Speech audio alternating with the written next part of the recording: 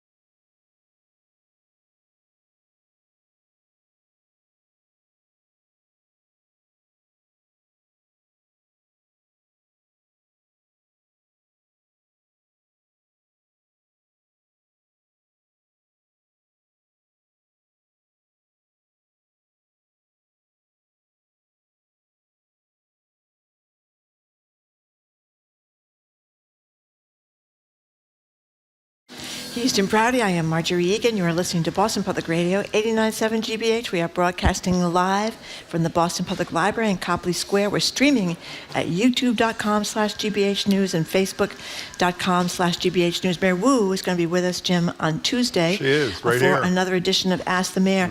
And next Friday, we're going to be up in New Hampshire covering the primary up there in New Hampshire Friday. We're going to be there for the weekend. We're going to be on the air Friday, Monday, and Tuesday covering the New Hampshire primary in Manchester, New Hampshire. That is correct. So That's no correct. library, is that right? We will not be at the library. That is exactly That's right. correct, because we'll be in Manchester. Now, before we get started, I know you wanted to spend a few minutes talking about your attitude about the elevation of Gerard Mayo to be the coach of the Patriots. What part of his record inspires you most? I really am not equipped to comment okay, fine. All on his arrival, but I do think, as Dan Chauncey points out in his column today, that Bill Belichick was fired. Wasn't it? Yeah, that's about all I know. Yeah, would and you he like to also comment? praised him as one of the greatest coaches, along with Red Auerbach, of all time in the history of New England. Would you like to give your analysis No, I would not, on Marjorie. Mayo's future No, as the I will coach? give it to you in private. Okay. I will not give it to you on the air. Neither of us is equipped, I would say. I'd say I am equipped. Okay. We've Oh, talked really? I think so. We've talked before on the show about buy nothing Facebook groups, where people offer up the stuff around the house they no longer need, as if they ever needed it to begin with. Now there's a new trend taking hold based on the same concept. It's called either No Spend January, or if you're bold, No Spend 2024. The benefits appear to be many. You're able to clear out the clothes, the furniture, other miscellaneous stuff you no longer need. You get your stuff into the hands of someone who might need it, maybe ending the cycle of waste, which is obviously something good you can do for the environment. And of course, you're saving money. And word on the trend has made its way to corporate America. Bigwigs at places like TJ Maxx and Macy's are taking note and tweaking their own models to adapt to this idea of what is being called a circular economy by, well, some of them are even taking old stuff back in, giving you a gift card, reselling it, etc. Our question to you at 877-301-8970, where you can call or text, are you buying into this concept, so to speak, or is the allure of the one-day Amazon shipping box just too strong to ever stop you from overspending and filling your house with crap? Could you go a whole month or a year relying on your neighbors or thrift stores? And if you did, how much would you estimate you'd be able to save? The number is 877-301-8970. Two primary benefits, obviously. Yep. Huge savings. Huge savings. And also great for the economy. Every time we talk, the environment, Climate, every time we talk about the climate, people say, what can I personally do? Well, this is something you can personally do that might have some real impact. Yeah, and you know, don't you feel like you're drowning in stuff in your house? I mean, on vacation you have your Christmas, you see your family, and you get all these presents that half people don't even want all over the house. You spend so much time throwing stuff out, and now you can't throw stuff, textiles in the trash anymore. So you got to take them to a place. I mean, there are plenty of places, but you're going to take them somewhere to throw them out. So I kind of think this is neat. My kids do this. They're in these clothing swaps where every few months they go to somebody's house and they swap and they each other's clothes, and it's really kind of Maybe neat. you and I could do that. I don't think so. You don't think so? No, I don't think so. Oh, okay. And they have the resale places, the vintage clothing places and the resale places, secondhand clothing places that have been around forever. But this is other bigger stuff. Like in this Globe story today, Thomas Lee, he talks about how this woman was cleaning out her house after her mother died, and she found this absolutely untouched. In fact, it still had the sales tag on it. Was it a Gucci bag? No, Chanel handbag. Those are extremely expensive. They are. So her point was her mother had all this very expensive stuff. Chanel, very expensive. That she never even opened or used. Shoes she hadn't used. These kinds of things, and she just thought, isn't this insane that she would have all this kind of stuff? And this woman that was hit up by her daughter to get a TV for her dorm room, you know what she did? No, I do not. She got a used TV instead. She bought it online. There's all these swap places. Do you believe that for a online. second? Do you actually believe she bought a used TV? Yeah, because you can. I'm no fan of Facebook, but you can do a lot of these things on Facebook. Find out about stuff in your neighborhood that is for sale. And remember, there was I don't know if they still do it. That place on Memorial Drive in Cambridge, Micro Center, that sold the constituted Rehab computers. stuff. Yeah, they did. So you could get much cheaper computers, especially for your children when they needed them when they were little. So I don't know. I think it's kind of a cool thing. You're going to do not it? By the way, the spending number money. is 877-301-8970 to call or text. You going to do this thing? Well, I don't buy any clothes anyway, as you know. Well, it's not just clothes. It's anything. I have a friend, by the way, that you can relate to this. I have a friend. This is a perfect example of why you should buy used stuff. Lightly soiled or whatever they call it. I had a friend who maybe 10 years ago bought a new TV, even though her TV was good, because she wanted, listen to the story. Yeah. She wanted an HD TV. Yeah.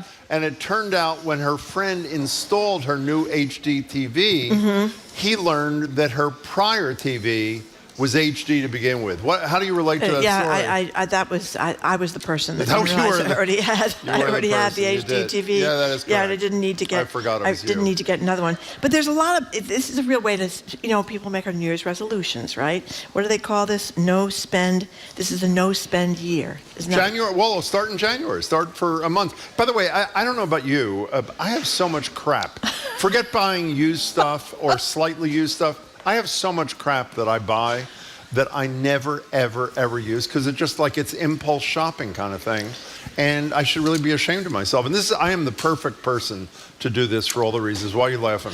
Because I just got a text that said, my wife single-handedly is keeping Jeff Bezos' penis-shaped rocket in the air. Nicely put. Because she's Beautiful. buying so much stuff from Amazon. Amazon does make it really, really easy. But when somebody's asking what's included in no spend, they're basically saying don't get new stuff. I mean, I don't mean to disparage. No. They're saying non-essential stuff. Wipe out all non-essentials. Well, you got to get new stuff. I mean, you obviously have to get toilet paper and food and all that kind of thing. Non-essentials. Non-essential right. stuff, you get rid of it. And the places, I don't mean to criticize them because Well, you're lots of about to, kids like to. apparently. Well, a place like H&M, that they're selling all this of the moment clothing. It doesn't really last very long. And you're buying it from places you probably shouldn't be buying it from because the working conditions and all that kind of stuff aren't so great in those kind of countries. And even though it's cheap, it doesn't last. That kind of stuff is something you should maybe think about. Parts of this are not so hot, and then we're going to get to your calls at 877-301-8970. The people who are really buying into this, again, pun not intended, I don't think, are even saying don't go out to restaurants kind of thing. You should not expand this to the level where you're screwing small independent businesses kind of thing. But beyond that, there are a lot of non-essential things that all of us could do without. Listen to this. What's that? Susie in Framingham said she bought 2 excellent leather couches for $200 on Facebook. Yeah. Can I tell you one word? Pleather. That's what she bought. She did not buy. I don't think that's necessarily true. I'm sure she went and inspected it. People sell stuff when they're moving; they can't get rid of it, and they could sell it to people at a cheap price on Facebook. Anyway, 877-301-8970 is the number. Chris in Boston, thank you for calling. Hey, Chris. Hey, Jim, Marjorie. Good to, or I should say Marjorie and Jim. You should. That's true. I prefer you say Jim and Marjorie, but that's okay. Go ahead. Exactly. I just love this topic. It is top of mind for me as I'm beginning to, my wife and I are beginning to do a big move this year, later on in the year, and we're downsizing stuff. And one thing I was talking to your screener about was that I think there is a real market for sort of not single-use items, but kind of infrequent use items. Yes, totally. I've heard of rural public libraries that will, like you can borrow the community snowblower, that kind of thing, where you don't want to take on the expense of something that big, and then it just sits in your garage. So I think there's a real argument for kind of a community-based loan system, and Craigslist has been doing this long before Facebook ever did. And, also, you can rent. I mean, awesome. you can rent a lot of that stuff too, because most people can't even afford expensive items that are limited use. So, give us an example. You're doing a big move. You said you and your wife. What are some things that you were? What's the word? Disencumbering yourself of? What are some things you're getting rid of? I have a beautiful 19th century French Empire secretary in beautiful condition. Yeah. What are you doing? And it's made of mahogany, and it's a gorgeous piece. I am selling it for very short money because, believe it or not, it's actually not worth much money in today's market. A lot of the market has dropped out for that sort of thing. Yes, it has. And if worse comes to worse, I'm just going to give it to somebody. So You're a good soul. Good luck with the move, Chris, to the two of you. Thank you much for the call. We appreciate it. 877-301-8970 is our number. Stuff like that is really expensive to fix too. Those old antique How do you things. know? Because I've tried. You don't have any old. I do. I have some. I have some. From my. From your mother or my grandma? parents, grandparents, that kind of thing. So listen to this. I'm a minimalist married to a shopper.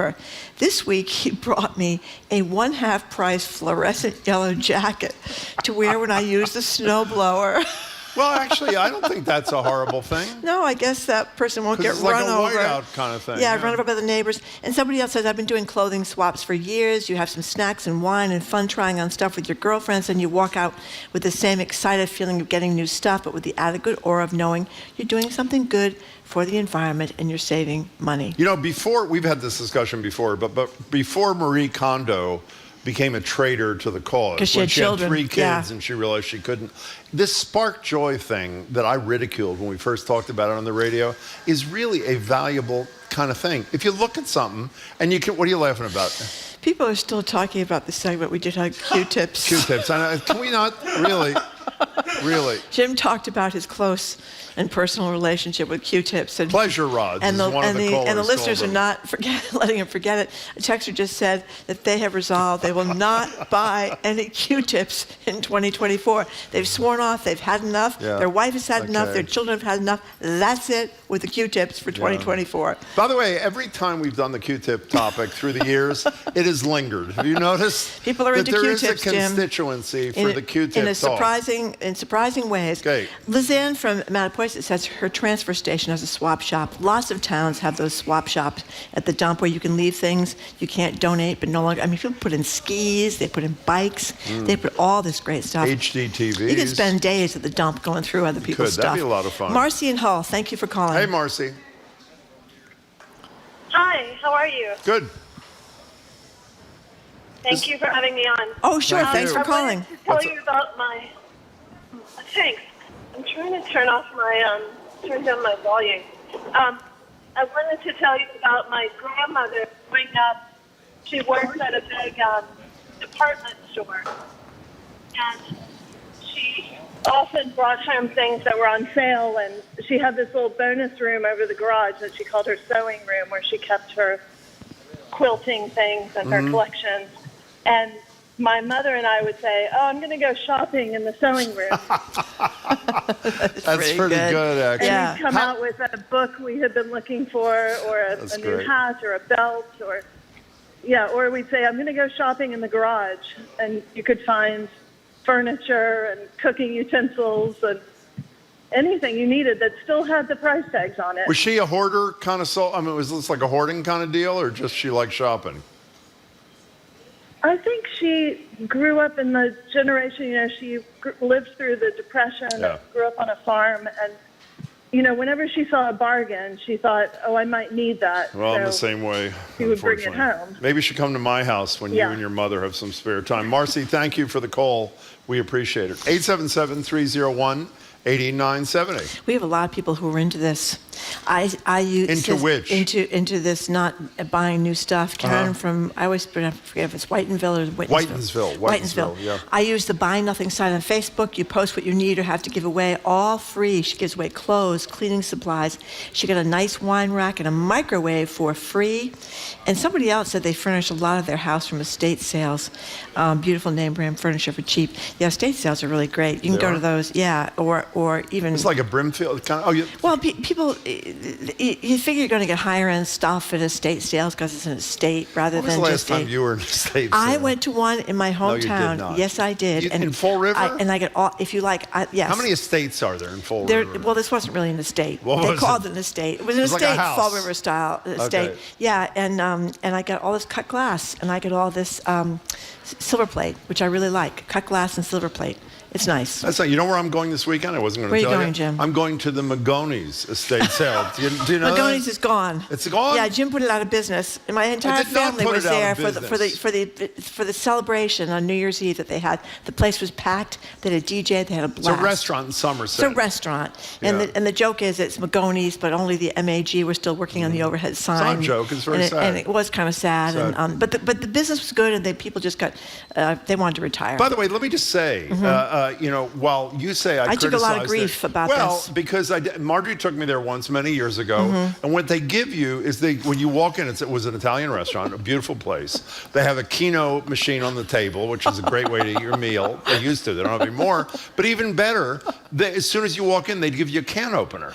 And then they give you a can of Chef Boyardee. You open it up. And, very funny. No, we really Yeah, miss this them. is where all my family has their after That's nice. If wedding they're into parties, that. after funeral parties, after graduation By the way, parties. Marjorie's family is better at Keno than any family I have ever encountered. There's a 2007 book called Not Buying It by Judith Levine. That's old at this point. Yeah. A chronicle by a woman who decided to only shop for essentials for once a year. Imagine doing that. I can. Well, by the way, we have to take a break, Marjorie. We were talking about Irene Lee's, from Maymay's book the other day.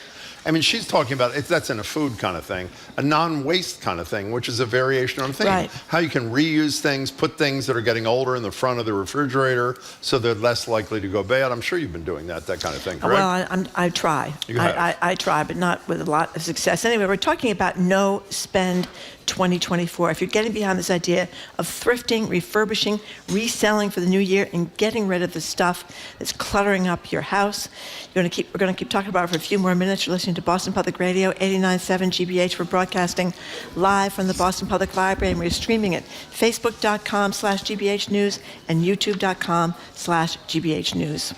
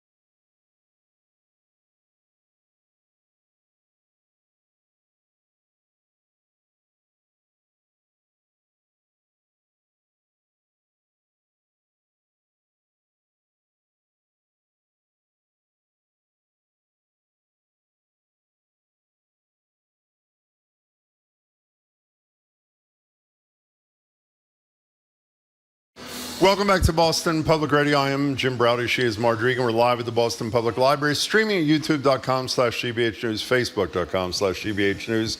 We are back at the library on Tuesday for Ask the Mayor. Michelle Wu will join us for an hour. Next Friday and the following Tuesday, we will not be at the library because we'll be in Manchester, New Hampshire, broadcasting live from a critical primary in a critical year in our nation's history. If you're just joining us, we're talking about No Spend January or No Spend 2024, where financially conscious and earth conscious people are making a concerted effort to stop buying crap they don't need or things they can get refurbished, spending less to save money and save the planet. Are you buying into this, or you just love the thrill of finding a bargain at Marshall's? 877-301-8970. A lot of the texters are talking about Facebook Marketplace. Yeah, we've talked about that. Yeah, one person said they get an antique 15-foot fine wood counter.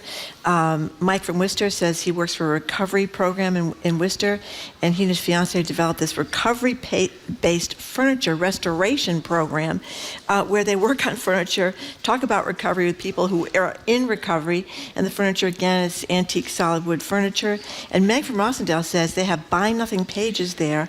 When she had her first baby, they got a new crib, a lot of baby essentials, other needs for the apartment, and they've still had all this stuff through 3 babies. Boy, I better get back on Facebook. You should? No, I don't know. I think I'm missing out here on Facebook Marketplace big time. Zoe just wrote us a note and said, Facebook Marketplace has also become something like what Craigslist used to be for apartments, a decent way to try and avoid absurd realtor and broker's fees. And Hannah, another one of our coworkers, says to save money this year, my household became executive Costco members, saving money by buying more. I guess that is what there's nothing like having enough dill pickles for the next 10 years, just in case. Yeah. If there's a big storm, you're ready for whatever. You can come home with millions of rolls of toilet paper and paper towels and all that. You know, by the way, a lot of things we talk about that are good ideas on the show, I don't have the willpower strength. This is something I could really do, I think. I mean, don't you feel guilt-ridden all the time when we talk about you are climate obsessed, as all Americans should be? Well, I don't do enough. I don't do enough. Exactly. And here's something totally within our grasp where you could make a difference. So how about that? That is a very excellent point, Jim. Mike in from Avon. Thank you for calling. Hello, Mike. Hi. Hi. I'm not a first-time caller, but love your show. Thank you. My parents were both children of the Depression, so I've always had that frugal bent. And, you know, things like shopping at Salvation Army. I found a Brooks Brothers suit for $30. It fit me off the rack. Wow. Terrific. Used cars, foreclosed houses. Foreclosed houses. That's great. Nothing like a foreclosed house. Somebody gets screwed, but somebody else benefits. So what else, Mike? Well, during that, it allowed us to live a decent life and retire early. We were able to retire 10 years early and travel with our teenage sons. So Mike, why did you do all this? Did you do this to save money, or was there an environmental deal? Why did you buy into this long before a lot of the rest of us did, do you think? Well, it goes all around to save money and to put it away, because I came from very meager beginnings. I was broke when I was a kid. I almost lived in my car at one point. But to set that precedent so the next generation, my children, will be able to do better. That's great. And it allowed us to live a very comfortable and decent life without having to be deeply in debt. I remember one recession where half my neighborhood, the houses went up for sale because of that. And, you know, just being financially secure. And also for the environment. I buy used cars, you know, because buying a new car, how much energy and resources go into building a car? When you can buy a decent used car and still get another 100,000 miles on it. You sound like a really thoughtful guy, Mike. You do. Good for you. Thanks I was for like calling. Mike. What? I wish I were like Mike. What do you mean? Frugal. You're not extravagant. No, but I'm not shopping for bargains. Listen to this one.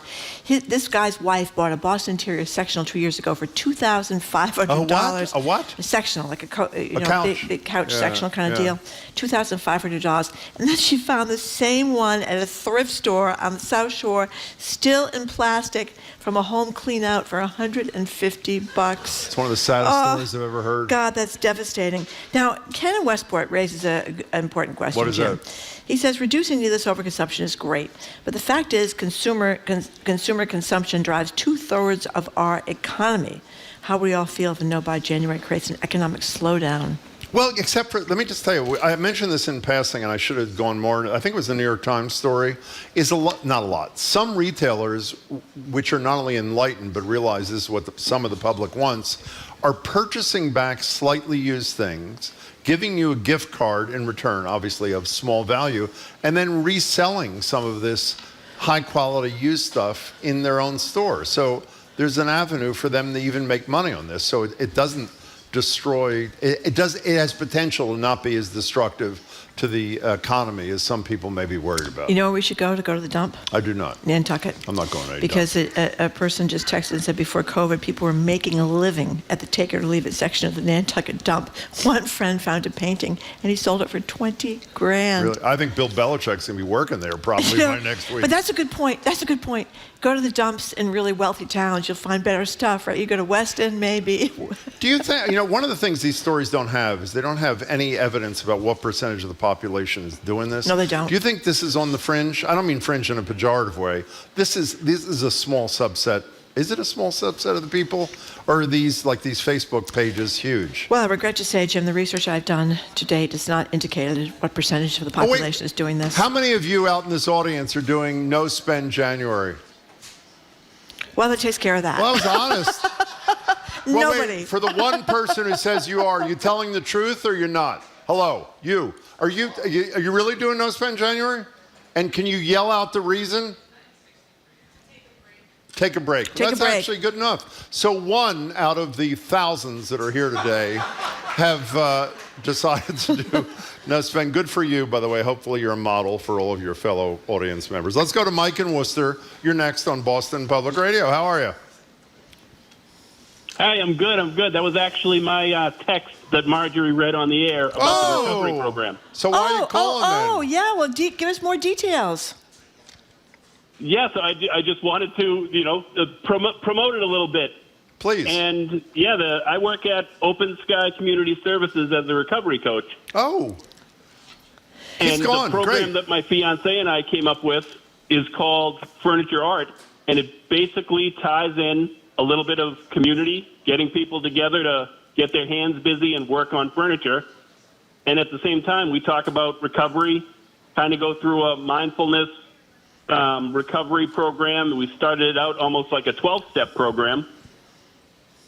And then it kind of evolved from there. We've been doing it now for about 2 years, and it's gangbusters. But like you guys said, a lot of the furniture we get is totally free, and it's all off of Facebook. Hey, Wow. Mike, before you go away, can you spend 30 seconds talking about Open Sky? Because I've heard really great things about it. Can you tell people briefly about what the organization does? Absolutely. It's a phenomenal organization. We're in Worcester, but we kind of stretch the gambit all the way out towards Western Mass, down towards the Cape, and everything in between. We have a whole bunch of different programs, work on people that are, having a tough time of it, work on housing. We work on therapeutic responses. Like I said, I myself am a recovery coach. Mm-hmm. I've been in recovery now going on 10 years. And just kind of walk side by side, meet people where they're at, and help them, get to a better place in life. It's fabulous. That's really great work you're doing, and thank you for your call on the subject at hand. We really appreciate it. Mike from Worcester and Open Sky. Chris in Boston says, my friends raise their eyebrows when I say I shop at Savers. Meanwhile, my closet is full of Polo, Claiborne, J. Crew, Banana Republic, shirts in perfect condition that he bought at a fraction of the price of retail. That's good. It's also, the thing we haven't mentioned, that woman over there said it gave her a break. It's also really satisfying. Don't you sort of feel when you're into a minimalist kind of mode kind of thing? Yeah. That it's really it feels good, right? Well, also Goodwill does online stuff now. And is Boomerang still around? I think they were around for a long time. Of course it is. Yeah, I bought a lot of stuff there. Central Square, that sort of thing. Yeah, I bought a lot of stuff there, and it does make you feel like you really get great. And you get great because they have a lot of very high quality stuff, nice clothes in there. You were at Jared's house recently. He's got a lot of crap in his house, right? No, Jared has got a perfect house. He does? He's got a perfect house. Like, He's right behind me. Tell me what it's Just like. Everything is In its beautiful. perfect Jared place. has great taste. He does? I mean, he buys a lot of stuff, though, doesn't he? I don't know. We'll find out when he comes on in just a couple of minutes. But I don't feel comfortable having you come to my house, Jared. Let me tell you, it's in total disarray. But you came over Christmas. Marjorie, this is simple. I didn't ask you to have a conversation with a guy. Low lights. That's the key. Okay, low fine. lights, lots of candles, lots of flowers. It hides a myriad of sins. Oh, Jim, you know what Zoe I mean? said, she just showed us something. Can you put this on the screen? He's got these fancy tabletop lights. You see these things? Those are very like nice. they have in expensive restaurants? Mm-hmm. They're really expensive. No, they're not. You can get those. You can get those really on Amazon. expensive. You can get those on Amazon. Jane in Salem, you're next on Boston Public Radio. You got a minute, Jane. Welcome to the show. Hi. Hi, thanks for taking my call. Sure. I've called in before. Thanks. This is a wonderful subject.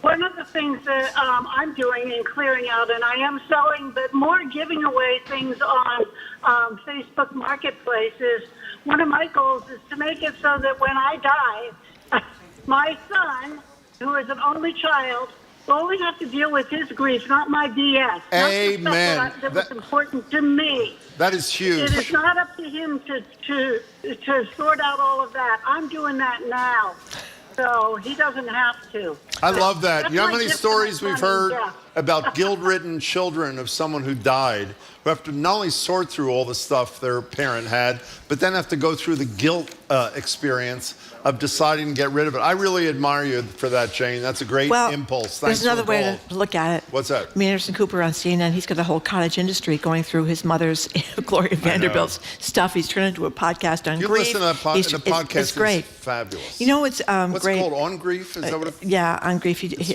brilliant. Yeah, it's very, very good. He did one with Joe Biden. I know he And did. no matter what you think of Joe Biden, by the end of this half hour, you're going I to agree. greatly think of what a good guy Joe Biden is. But in any case, Gloria Vanderbilt, remember her? She was, His mother. Vanderbilt genes, and Yeah. she was like the poor little orphan that was in this big divorce battle with her parents from the Vanderbilt family and stuff. So he wrote a book about it. I think he did a TV show about it. So on the other hand, Jim, maybe we can have your children going through the Browning memorabilia, and I don't think so. they can make a buck. I think they have no inclination, but thank you for the suggestion. We've got to take a break, Marjorie. We're done. Okay, we are done with this, and we are moving on, because we're going to talk to Jared Bowen right up next. We're going to talk to you about what's going on the Culture Show, which is on every day, right after us at 2. It's going to be the week in review today. And we're also going to talk about this really exciting change in free admission plans for local museums involving kids in the Boston schools. That's next on Boston Public Radio, 89.7 GBH. We're broadcasting live from the Boston Public Library, and we are streaming at facebook.com/GBH News and youtube.com/GBH News.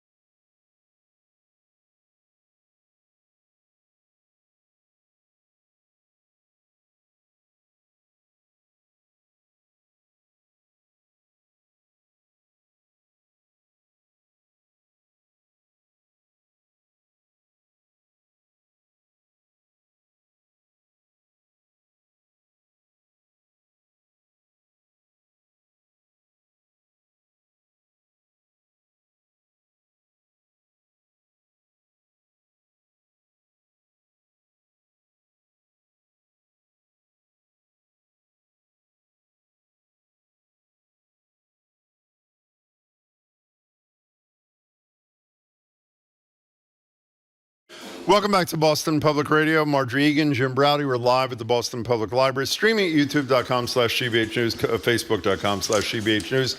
Mayor Wu joins us for an hour of Ask the Mayor here next Tuesday, next Friday, and the following Monday and Tuesday. We will not be at the library. We'll be in New Hampshire covering the primary. We're joined now by Jared Bowen. A lot of people want to know what the lamp looks like. Can you put the lamp up? By the way, he has all these. There are many of these in his house, I'm told, and they're really expensive. There they are. You can go on facebook.com/GBH. There's nothing wrong with that, Jared. If you're into it, you're into it. How tall are they? He is GBH News' executive arts a foot editor. tall. Excuse Okay. me, and the host of the Culture Show, which is really fabulous. I have to say, I'm making it sound like I'm surprised. It is fabulous. It airs every day at 2 right here in 89.7. Hi, Jared. Hello, great to be with you. How much those lamps cost you? I can't remember, Nice try, but you my can always friend. find them on sale, and Nice. they're rechargeable, so they're environmentally Okay, fine. friendly. Nice try. Thank you. Okay, Jared, this is a really neat thing that's happening with the museum admissions to Boston Public School kids and their families. Tell us about it. Well, before you tell us about it, can we hear from the mayor telling us about it? Oh, that's right. At her State of the City, here's Mayor Wu on Tuesday. Starting in February. You didn't hear it yet. Starting in February, on the first and second Sundays of each month, BPS students and their families will get free admission at the Museum of Fine Arts, the Institute of Contemporary Art, the Museum of Science, the Boston Children's Museum, the New England Aquarium, and the Franklin Park Zoo. But the place went wild. Yeah, well, that's a big deal. It's this story in the Globe points out about this. I mean, the aquarium, $34 for adults, $25 for kids. So if you're going a family of 4, you're like over $100 before you park the car. Yeah. Or you could take the T, I suppose, too, if you're a good commuter. But that's a big deal. This is huge. As you know, I've been talking about this for years, the value of free admission and what this does in terms of breaking down barriers and giving, especially when it's for children, giving them access to institutions that might otherwise be closed to them because it might be too expensive or their families don't necessarily feel comfortable going there if they didn't grow up going there, their parents didn't themselves. To remove all of that barrier for entry and have free admission for the students and their families, to bring the families together, and then that energy grows, is extraordinary. Because there is so much that happens when you go into a museum as a child, and then you have ownership of it essentially through the rest of your life. Then you pass it on to your siblings, you pass it on to your own family.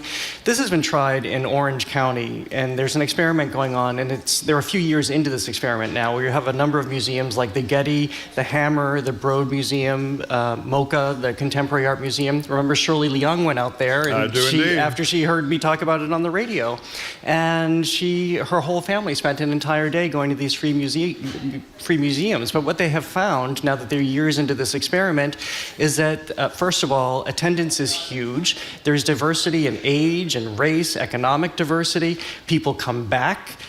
As I've talked about before too, you can, if you're not paying anything to go into a museum, you can walk in and see your favorite painting or your favorite sculpture and walk out again. You don't feel like you have to make an investment. You don't have to feel like you have to spend all day there because you spent $25. You also feel that you're not taking a risk because you don't have to pay $25 and you're not sure what your return is going to be. So this changes everything, and I hope this is only the beginning. You know, but you touched quickly in your statement there. It's also great for the museum because 99% of these people are probably not going to go. They go to the museum, they see how great the experience is, and it's likely for them to go back, which they would not otherwise. So it's sort of the ultimate win-win kind of thing. Good for Wu, by the way, who seems to really care about. I told you, when I saw her play at the concert for the city at Boston Symphony Hall, what? The why that she was so into this? Yeah. Because when she was a kid, they were struggling, and her mother was very upset that they were not able to go to these museums, how much it cost. I think she talked about her mother crying about this or something like that. But then she described when they did go one day on a free day, how incredible the experience was, how memorable it was. And look where it ended. Her daughter becomes the mayor of Boston, and now she's able to do this. So if I can just continue this for a second, there's a little bit more that needs to happen, because if this does happen, and I would like to see all of the museums in our city be free, and I think that there is a way to get there.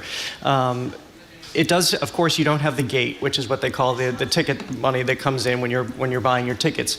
Also, it can impact membership or have an impact on membership because people don't necessarily feel like they have to have a membership if they're already getting free admission. However, how this has been done is if you have individuals and or foundations who step forward, they give enough money that museums or institutions can create an endowment, and then this can go on in perpetuity. I actually asked Amanda McMullen, the president and CEO of the New Bedford Whaling Museum, about this last week, even before the mayor made her announcement, and she said it is possible, but you just have to have that person who steps forward.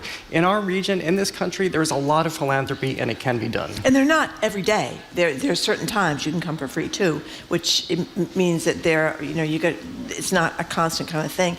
But one thing I want to say, I went to the Children's Museum because I got this little grandkid now for the first time in a while, and they have segregated it so that you've got rooms for kids that crawl, that are like 4 months old. Then you've got rooms for kids that are toddlers, and you got room for kids that are a little bit older. So there's something for every age in there, and it's just fantastic. Plus it's on the water, which is really kind of nice. By the way, first and second Sunday every month is when this free deal is. So speaking it's different, I think, at different museums, it is? right? I think No, so. I think it's the same for all of them. Oh, it is. I'm sorry. Yeah. So public art. I guess this clown thing, which I didn't know. I saw a photograph the other day, this huge balloon of a clown face. I know a lot of people are scared by clowns. My attitude is get over it. But in any case, so there are now 2 huge clown heads downtown Boston, which are part of what, Jared Bowen? They're part of Winter Active, which is a way for the downtown Boston Improvement District to have people come downtown, especially in these bleak winter months where we don't have as much to see. So they have curated this outdoor public art exhibition. And right now, I haven't had the chance because they just went up about 48 hours ago to see these two clowns that are wedged in between the Modern Theater in downtown Crossing and the closed Felt nightclub right next to it. But what is really hilarious, first of all, I love that it's made out of old billboards. So already we have recycling. They are kind of demonic clowns. As Brian Bell, one of the producers on The Culture Show, said, it's a clear signal that we need Batman. When you see these faces, you need Batman in this city. But they're also called Endgame, Nag and Nell, which I haven't read this anywhere, but I assume this is a reference to Beckett's play Endgame, which takes place in a post-apocalyptic world. So maybe it's bringing a little bleakness to these winter months too, but you'll also find this 19-foot-long steel whale sculpture, and I'm sure they have more plans to unveil over the next few weeks. It's a brilliant idea. I mean, not only is it great because it's great looking, and it's also great because it does drag people downtown when, it's not just because it's cold winter, people just aren't going downtown anymore because people don't work downtown, unfortunately, anymore. So it's great. Winter, what is it called again? It's called Winter Active, and actually, as soon as I found out about this on The Culture Show, we booked the head of this Winter Active initiative. He'll be on with us on Tuesday. Oh, fabulous. And by the way, do you see who the guy is who's quoted in the story in Boston.com? Antonio Caban, who used to work here at GBH on Greater Boston. Oh, yeah. That's pretty exciting, by the way. A terrific guy, then went to the State House, unfortunately, and now he's in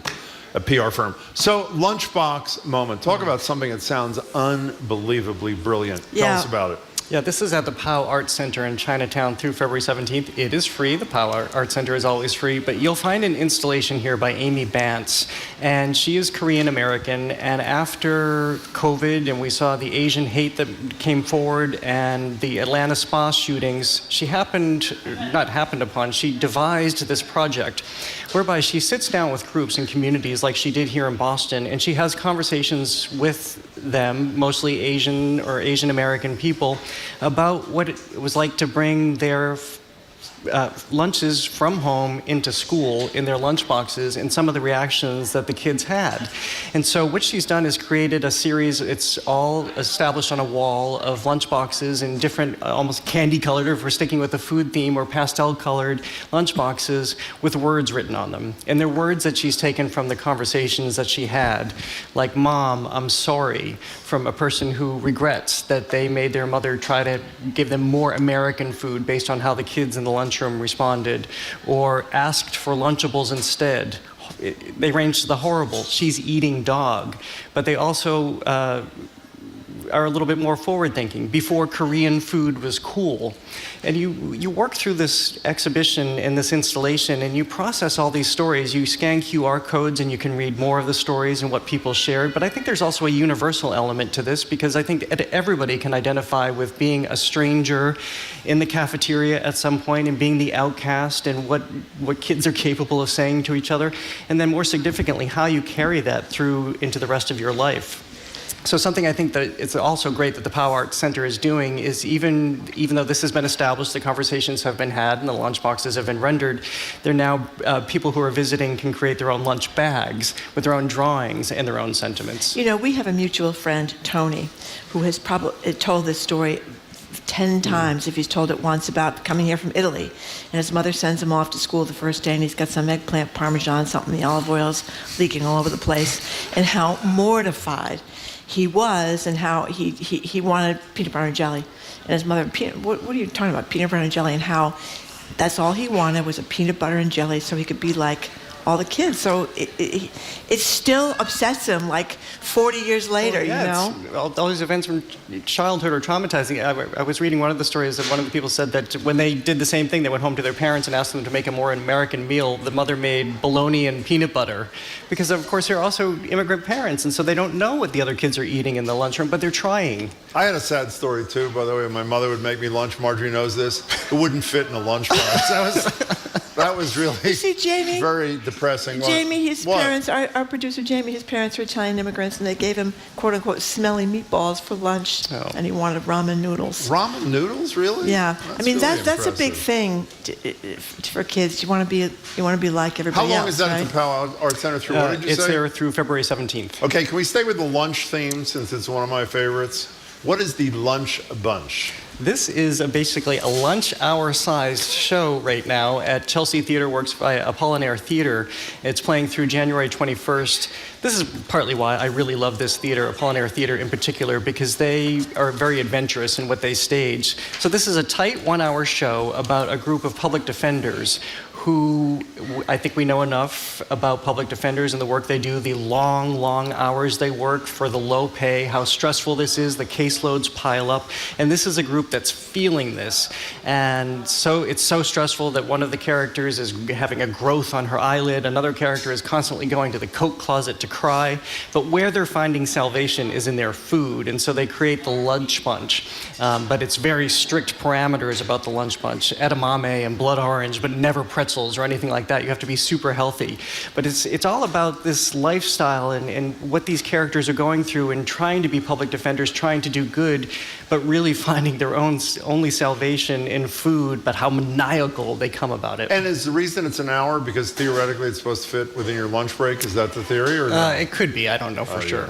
Okay. Yeah. We're talking to Jared Bone. Jared, there are a couple of films you saw, and the reason I would like to start with Saltburn, we'll play a little sound from it, is because the New York Times critic hated every single second of this film, and you rarely read a review that is that critical, and I'm curious to know what you think. Here's a clip from Saltburn where Oliver lends Felix his bike after Felix gets a flat. Mate, that is so kind. Thank you. Are you sure? I mean, it's a bit of a faff when you're back to college. Oh, you want me to take yours back? No. I'm sorry. I just thought. I mean, I can wheel it back to college. It's not that far. Thank you. I'm sorry I don't know your name. I'm Felix. Oliver. Oliver. Yeah. Oliver. Oliver, I love you. I love you. I love you. Seriously. Okay. Thank you so much, mate. So kind. You're a f***ing lifesaver, really.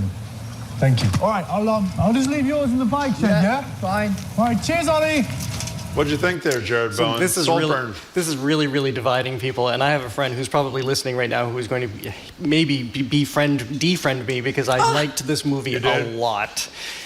Partly because I think I happened to see the trailer in the movie theater, although you can see it streaming now on Amazon Prime. And I thought it was one movie, and then I started watching, and it unfolded as an entirely different movie. This reminded me so much of Heathers, that movie from the 1980s. It was a very dark, demented comedy. That's exactly what Saltburn is. So here we find this. Look at Marjorie's face. It's just a movie. You know, it's just, you don't have to get. You don't have to be upset. I'm fine. I mean, is he okay? I'm fine. I don't have to watch it. Okay, go ahead. So we find Oliver, Barry Keoghan. By the way, this also just got a number of BAFTA nominations. BAFTA is the British UK equivalent of the Academy Awards. But we find Oliver, who we think has come from a very difficult background, and he's taken under the wing of Felix, who wants to bring him home to Saltburn, his family's sprawling estate, and he's walking by dead Relly and disappointing Rubens, pointing them out in his castle. And I really can't say much more, but it begins to unfold. There are some scenes that have people very alarmed and disturbed, and yes, they are kind of disturbing and, again, very demented, but I found it, as a black comedy, hilarious. Now, let me just say to you, Jamie just wrote me a note, and obviously he didn't want me to read this because he erased it right away, but it's too late, Jamie, unfortunately. Once it's there, Jamie, who is relatively fond of you, said Jared seems to like dark, demented movies a lot. So how would you respond? You can respond through me, and I'll tell Jamie. How do you respond to what Jamie said about you? I would argue that I like nuance. You do? Yeah. Oh, okay. Nuance. He likes nuance, Jamie, okay? So, yeah, Jamie, I look forward to cocktails with you next time. I wonder how it'll end. So, how about All of Us Strangers? Okay. We want to play a little sound for that. Sure. Okay, we'll play a little sound for that before we talk to Jared about it. This is a clip of actors Paul Mescal and Andrew Scott in the new film, as I just said, All of Us Strangers. Drink. It's Japanese.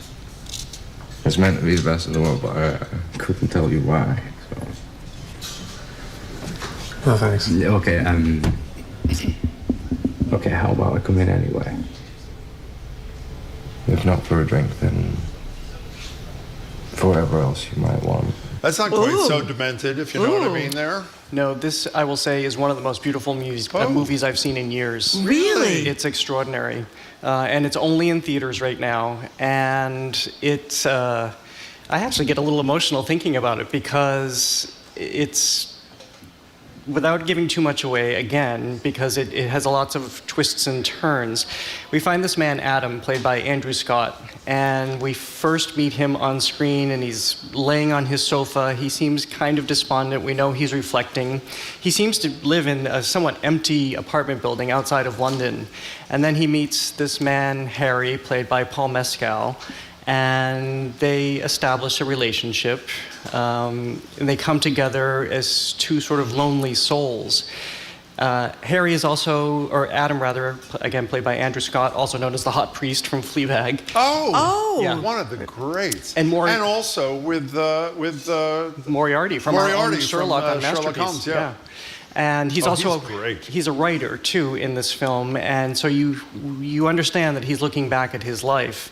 And so as he's establishing this relationship, this also serves as a memory play, and he's going back and looking at his relationship with his parents, who are played by Claire Foy and Jamie Bell. Ooh. And you learn that they both died when he was 12. Oh. So here he is as an adult man revisiting his parents, who still are their age when he last saw them and last had images of them. That's all I want to say. It's beautifully written, beautifully executed.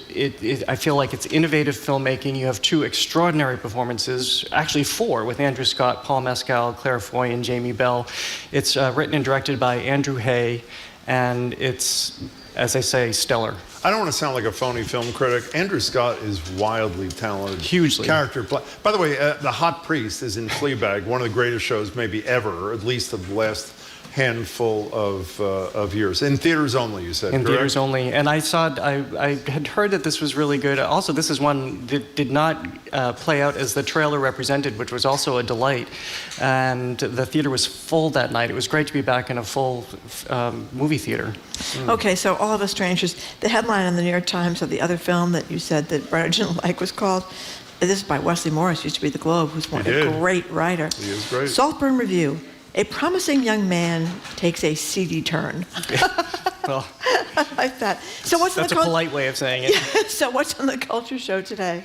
You may or may not have seen that last week the New York Times published a 5,000-word opinion piece about Taylor Swift. Oh. And in my mind, the attempt is to out her. Yes. And so we'll have We'll have a conversation about this and what the intention of this piece was and why is Taylor Swift fair game in that regard.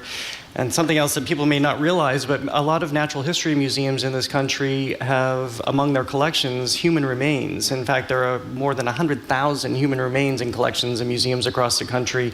But there's a reason right now that they have to begin dealing with this more aggressively and begin the process of repatriation. So we'll talk about that. And of course, AI George Carlin, because how could you miss that? Wait, what's the AI George Carlin deal? Well, you'll find out at 2 o'clock. You know, speaking of finding out at 2 o'clock, since I'll listen, you said you may have heard about the Anna Marks thing. We've only discussed that every day on the show for the last week. So I assume you've been busy from 11 to 2. Is that what the... And by the way, speaking of Taylor Swift... We're going to have two professors later in the show, on. professor from Harvard and from Northeastern who are teaching courses. Yeah. You might want to listen to that a little bit later in the show. You know? I just have a quick question. I don't want to give away what you're going to talk about on the show, but what we talked about was from a journalistic perspective. I thought it was incredibly odd that the New York Times would even publish this. I mean, I have some very, very strong thoughts on this. It's incomprehensible to me why they would do it. I'll go through more of it when Callie and Edgar and I will get together, but it's incomprehensible. And just because you're a celebrity doesn't take you off that pedestal, or it doesn't mean that you're on a pedestal and can be attacked in that way. And I assume they're getting a considerable blowback. They are getting considerable blowback, but some people are also stepping forward and defending the article. Yeah, I don't know. So we have 30 seconds. How you like doing the show? What do you like? How many weeks is this? We're just about a month into it. Are you really liking it? I love it. Why? because I keep hearing the same two things from people, which I love. People say it sounds like you're having a lot of fun, and people say I'm learning things. And I just was at a restaurant last night. The sous chef came over and said, "I love the culture show." So it's great to hear that we're able to. And there's no other. I don't want to sound like a marketing person here, but there's no other show like it. So we're able to bring all of this arts and culture to the fore. Did you ask the sous chef if he had heard our discussion of the story in the New York Times about Taylor Swift? I knew we were doing this, and I didn't want it to inform my thought. Jared, we love the show. Thank we you love very all much, three of Jared. you. It's great to We've see been you. speaking with Jared Bowen. GBH News Executive Arts Editor and host of the Culture Show, Jared Bowen, which airs right after us every day, 2 o'clock, GBH 89.7, and it is really fun. Up next, we're going to be joined by GBH's Callie Crossley. She's here next. You're listening to Boston Public Radio at the Boston Public Library.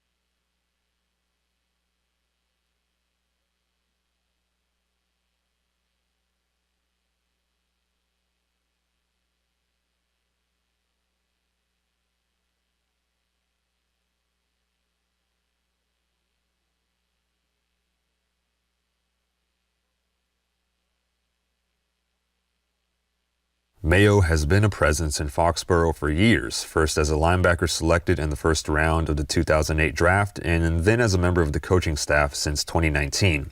Mayo's name was widely circulated as a possible replacement for Belichick. At 37, he'd be the youngest active head coach in the league.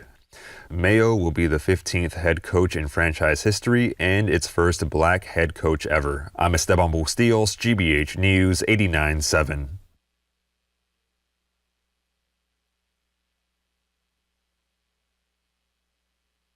The Green Line is in the middle of a 23-day shutdown, so crews can repair and replace tracks between North Station and Points West. It's part of the T's overarching plan to lift the more than 150 subway slow zones by the end of this year. Green Line work will resume on Tuesday, and with the project so far on schedule, it should be done by January 28th.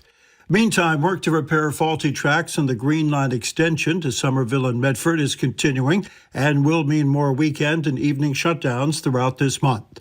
Bob C., GBH News, 89.7.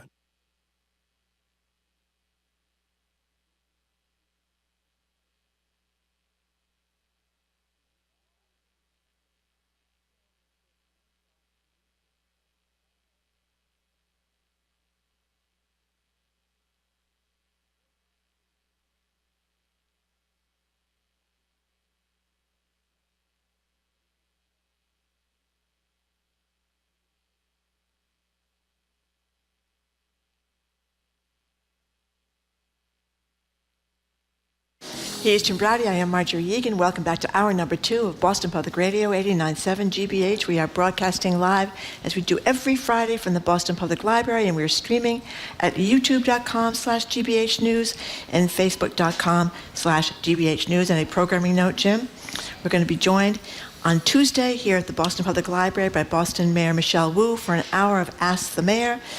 You can call her, text her, or you can come here in person and ask her a question yourself. We won't be here next Friday because we're going to be up in New Hampshire covering the primary.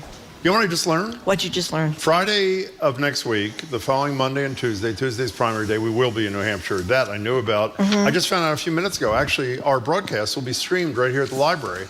So if you're not able to get to New Hampshire, which is a wonderful experience, by the way, I don't mean watching our show so much. I mean just being part of this sort of real small d democracy kind of thing that goes on up there, or at least to a degree still goes on up there. You can watch it right here, our show streaming at the library from 11 to 2 on Friday, Monday, and Tuesday. Joining us at the desk is GBH's Callie Crossley. Callie's the host of Under the Radar with Callie Crossley. You can catch her at Sunday nights right here on 89.7 at 6. You can also hear her Callie commentaries on Mondays for GBH's Morning Edition. And she's also, of course, co-host of the great new Culture Show, airing daily at 2 o'clock. Hello, Callie Crossley. Hello, Jim. Hello, Hello, Callie Crossley. Hello. Great to see you. So let's start with the... Whoa, before we start here. Mike Lindell? There was a lot of applause for Callie. There was Yes. almost as much applause for a news piece that was just read, which said what? That Mike Lindell's live ads are being pulled from Fox News, but I don't know what the scoop is. We're waiting to get a story, and then we're going to be able to talk about it. I mean, I don't know. Are you into Mr. Pillow or My Pillow? I don't imagine you are, Callie. No. That would be a no. But also maybe the most egregious election denier other than Trump himself. But you know, Fox has Lindell. always stood by him. So for them to pull him, it's a big deal. Something has happened. Well, what was the name of his book? It's something like Crackhead to CEO or something like that. No, it's true. His book, which was an unusual title for a book. But, you know, good for him. He recovers. He goes into business for himself. The pillows himself, you ever tried one of these pillows? No. Oh, my God. Yeah, No. you don't really, I don't think you want to try one of these Well, you know, pillows. can I speculate? They're made in America, though. Irresponsibly until we actually do see an actual story here.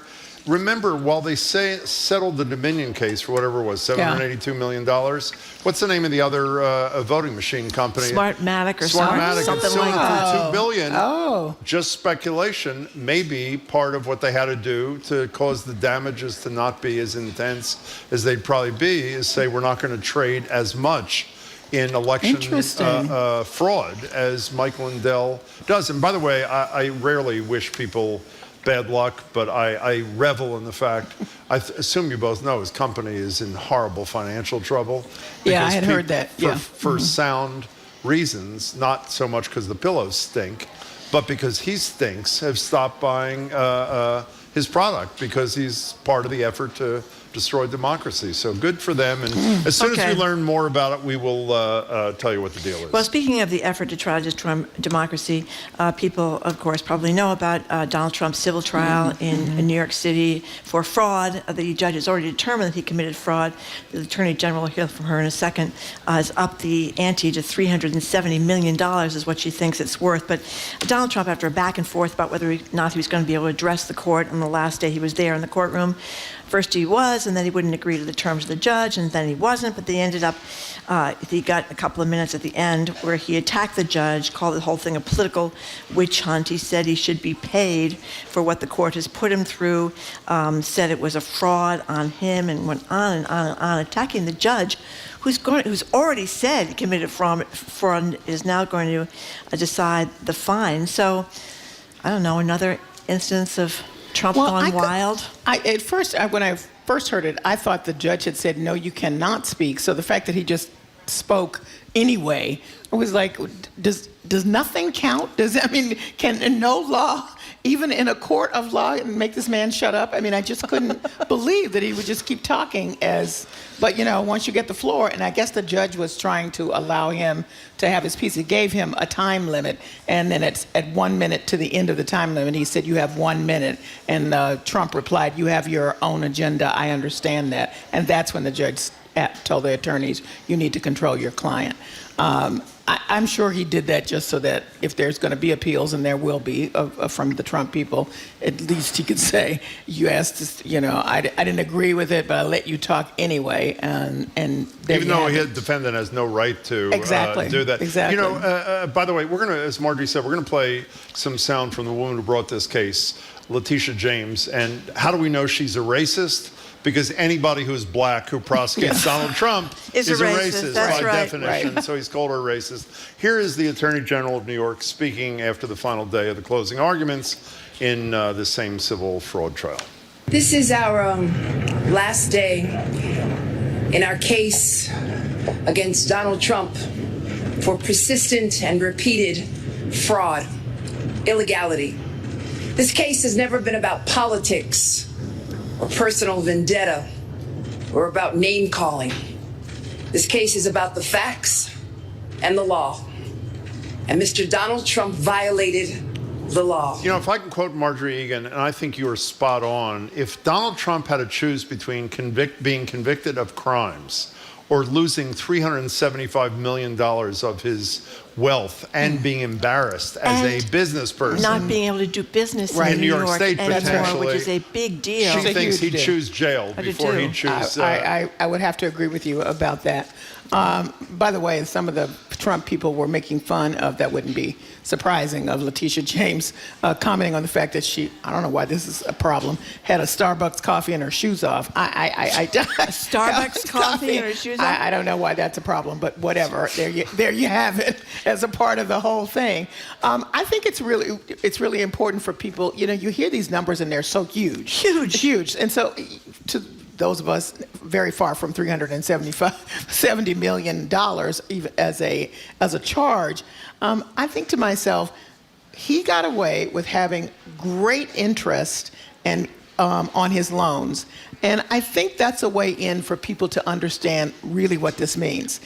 If you've been living the last few months in America watching the Federal Reserve raise the interest rates, that's a great on point. your own little level what it's done for your credit cards, for your buying a car, for buying a house, any of that. Now multiply that by a gazillion times, and that's how much Trump was getting away with by lying about the value of the property and being able to drop his interest rate probably far lower than some of us were paying. Oh yeah, and then shrinking the value when he came time to pay his taxes. Right. Yeah, so, I mean that's a lot. $370 million is a lot of fraud. Yeah, it is. But just to be able to get away with, not having to pay less interest. I don't know about you, but I'm pretty mad about it. Yeah. If I can, his statement yesterday, which I assume unfortunately people heard, was this is all Joe Biden. Joe Biden inspired the fraud case. Every case is Joe Biden. E. Jean Carroll's sexual abuse case is about Joe Biden. Yeah. You know, I know people are tired of me saying this, but my apologies. So there are 91 felony charges against this guy who's the leading candidate for president. He's been found already liable for fraud by a judge in New York, and the damages are yet to be determined.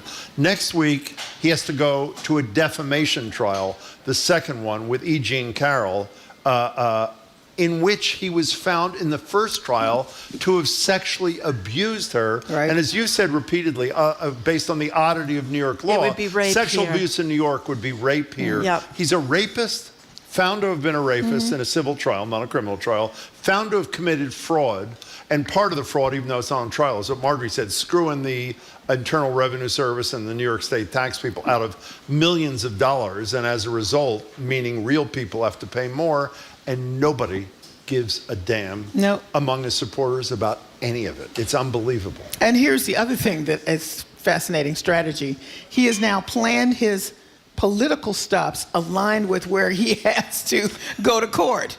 And nobody's saying, wow, that's different. Yeah, I know. Well, he doesn't have to, he has to appear in his criminal trials. He doesn't have to appear in his civil trials. He chose that instead of campaigning in Iowa or New Hampshire. Yeah. But I'll say it for the 9 millionth time. When you listen to people, whether it's John King on CNN, who's the guy Herndon that's doing the great podcast, the New York Times Political? Yeah. I forget his first name. I said Herndon. Yeah, he's doing a lot of great work in podcasts. Where I heard the Jelly this morning. It's on CNN you interview these people that are voting for him, like out in Iowa, and it is all about, in their case, they're farmers. It's all about whether they're going to be able to get better deals with China and all this kind of stuff. They think that politicians are out to get him. The fact that he's in all these trials, I think that's great. How about the woman who's going to jail for 5 years? She was interviewed the other night by Donnie Sullivan on CNN. That was incredible. She has 8 children, 6 grandchildren she's leaving behind. There's video of her breaking through the glass windows of the Capitol. With an ice pick. Do you have any regrets about what you did? Her only regret is it ruined her family. She has no regrets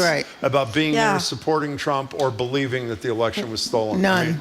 And don't forget, she said one of the reasons to support Trump is that she knows when he gets in again that he will pardon her. So she won't be in that long. And himself. And himself. We're talking to Kelly Crossley from GBH. It's a cult, as people have said many times. It is a cult. So Jim had these 2 people on television, Jim. So why don't you tell the eBay story? Well, I hope people have read this story. This is a native couple that had a little newsletter that did an analysis of eBay, occasionally critically, but not crossing a line. David and Ina Steiner, they were on Greater Boston with me in October. Here's just a little taste of David describing what they had to go through. Life was a nightmare. It was 3 weeks of hell. It built, every day was another disturbance, another incident, another police cruiser in front of our house. It was horrific.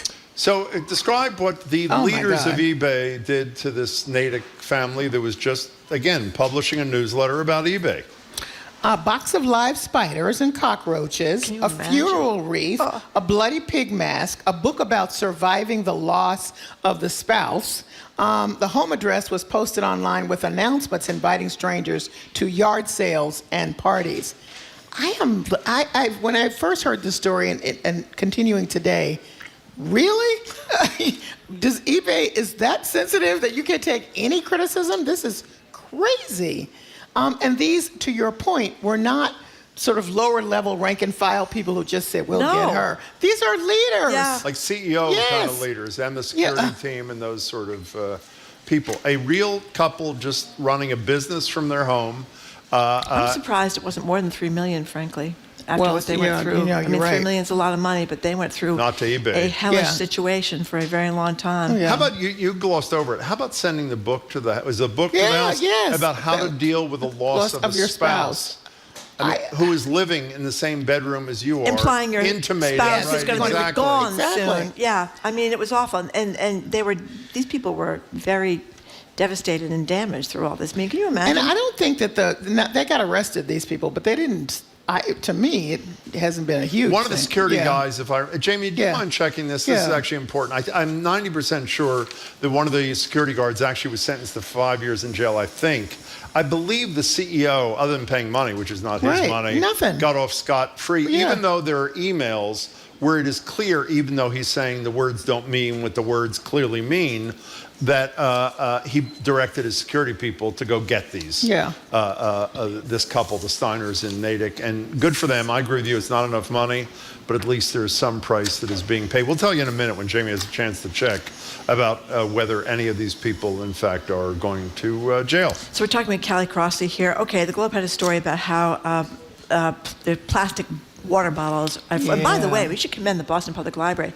They're no longer selling plastic water bottles. I got Watershed. Newsfeed Cafe. Newsfeed Cafe from Polar. It's like in a can. Right. And I don't think we have cut way down at GBH as well on our water bottles. But I think we're only using them for guests, actually. Well, we now. have the bubblers We have the everywhere. bubblers, that's right. So, Which is great. Which is the whole point of getting people to move away. In any case, apparently a lot of popular brands, they don't tell us which brands, unfortunately. I think it's pretty much all of them.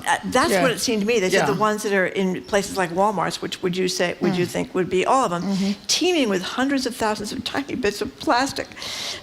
I don't know about you, Callie. I drink a lot of water out of water bottles. Well, you know, I was thinking about it. The part that got me, that's bad enough, because they were talking about the nanoplastics that are even tinier and tinier, so they're inevitably going to get in your system. But what got me was that if you leave them in the car, I've got about 5 bottles of water in my car, then they're even worse for long periods of time because the heat can cause chemical additives to disintegrate. Now, my question is, I live in Massachusetts, so it's never been hot recently. No. So I don't know if that's a problem or not, but I'm now reluctant to drink this bottled water. I have about 4 bottles that I have in the And I in the think car. how many times when my kids were little, I sent them to school with little water bottles. Well, I mean, we all did. I mean, the bottom line is avoid unnecessary plastic use, according to this article, and stick to reusable water bottles to make sure that you're, disconnected from this plastics, because these nanoplastics. 2018 study found that 93% of 259 collected plastic water bottles contain signs of microplastic contamination. You only have those pictures of the big plastic island in the ocean. With Yes, plastic. That's what our stomachs look like, Callie. Yeah, well, it's bad enough it's in the ocean, because then, we do have a problem with animals. This is true, ingesting all this plastic. You do, and I read not in this piece, but another piece that they have nanoplastics are in breast milk now. So the poor little infants, I mean, it's terrible. We've been taken over. We've been taken over. It was bad advice that guy got 1,000,000 years ago in The Graduate, Callie, when he said, I have one word for you.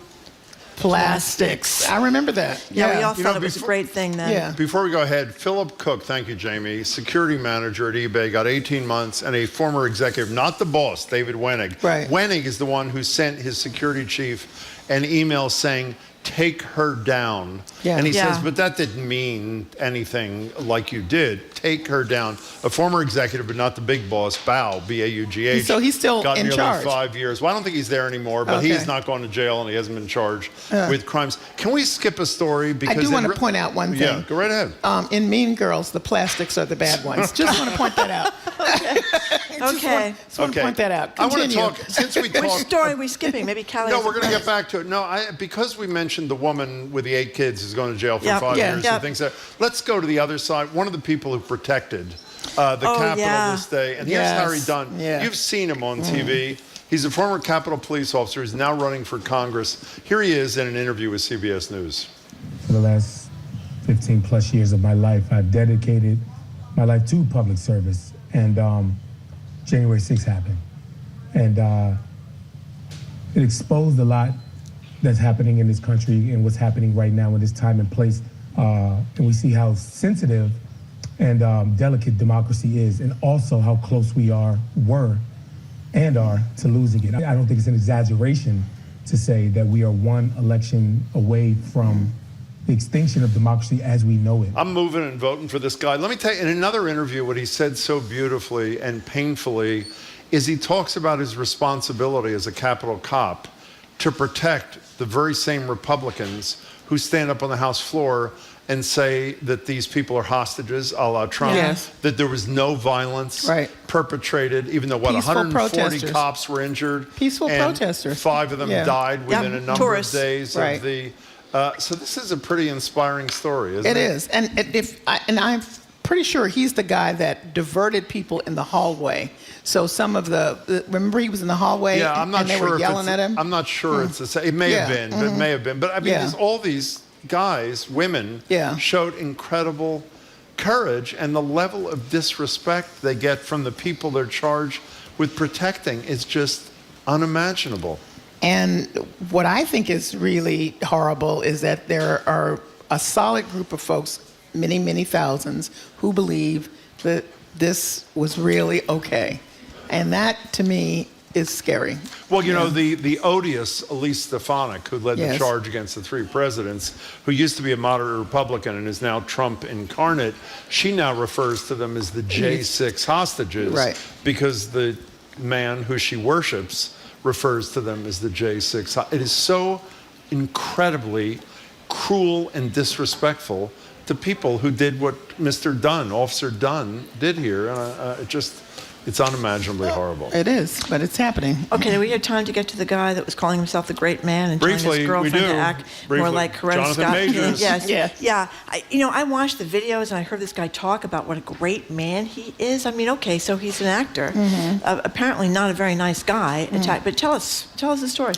So this is Jonathan Major, who had a, great career until his former girlfriend filed suit and accused him of a great amount of abuse, mostly centering around an incident that happened in a taxi cab where they have some video of he's sort of chasing after her, trying to get her back in the cab. And, he claimed, and that's the reason why he went to trial and was shocked when the verdict was that he was guilty, is that she actually was attacking him, and the driver and some other people were witnesses, and he felt pretty secure that he would be acquitted, but he was not. He was acquitted of some other accusations that I believe that she brought, but not that one.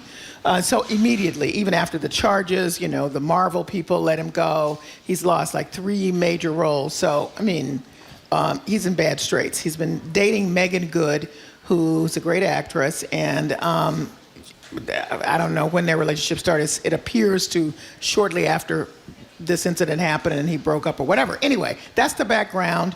And so as he's describing the kind of woman that he wanted, that he even suggested to the ex-girlfriend, he wanted somebody who would be like a Coretta or a Michelle Obama. Yeah. But the way that he stated it made it sound like, as one of the posters said, that Coretta Scott King was some kind of ride or die chick, and she was not.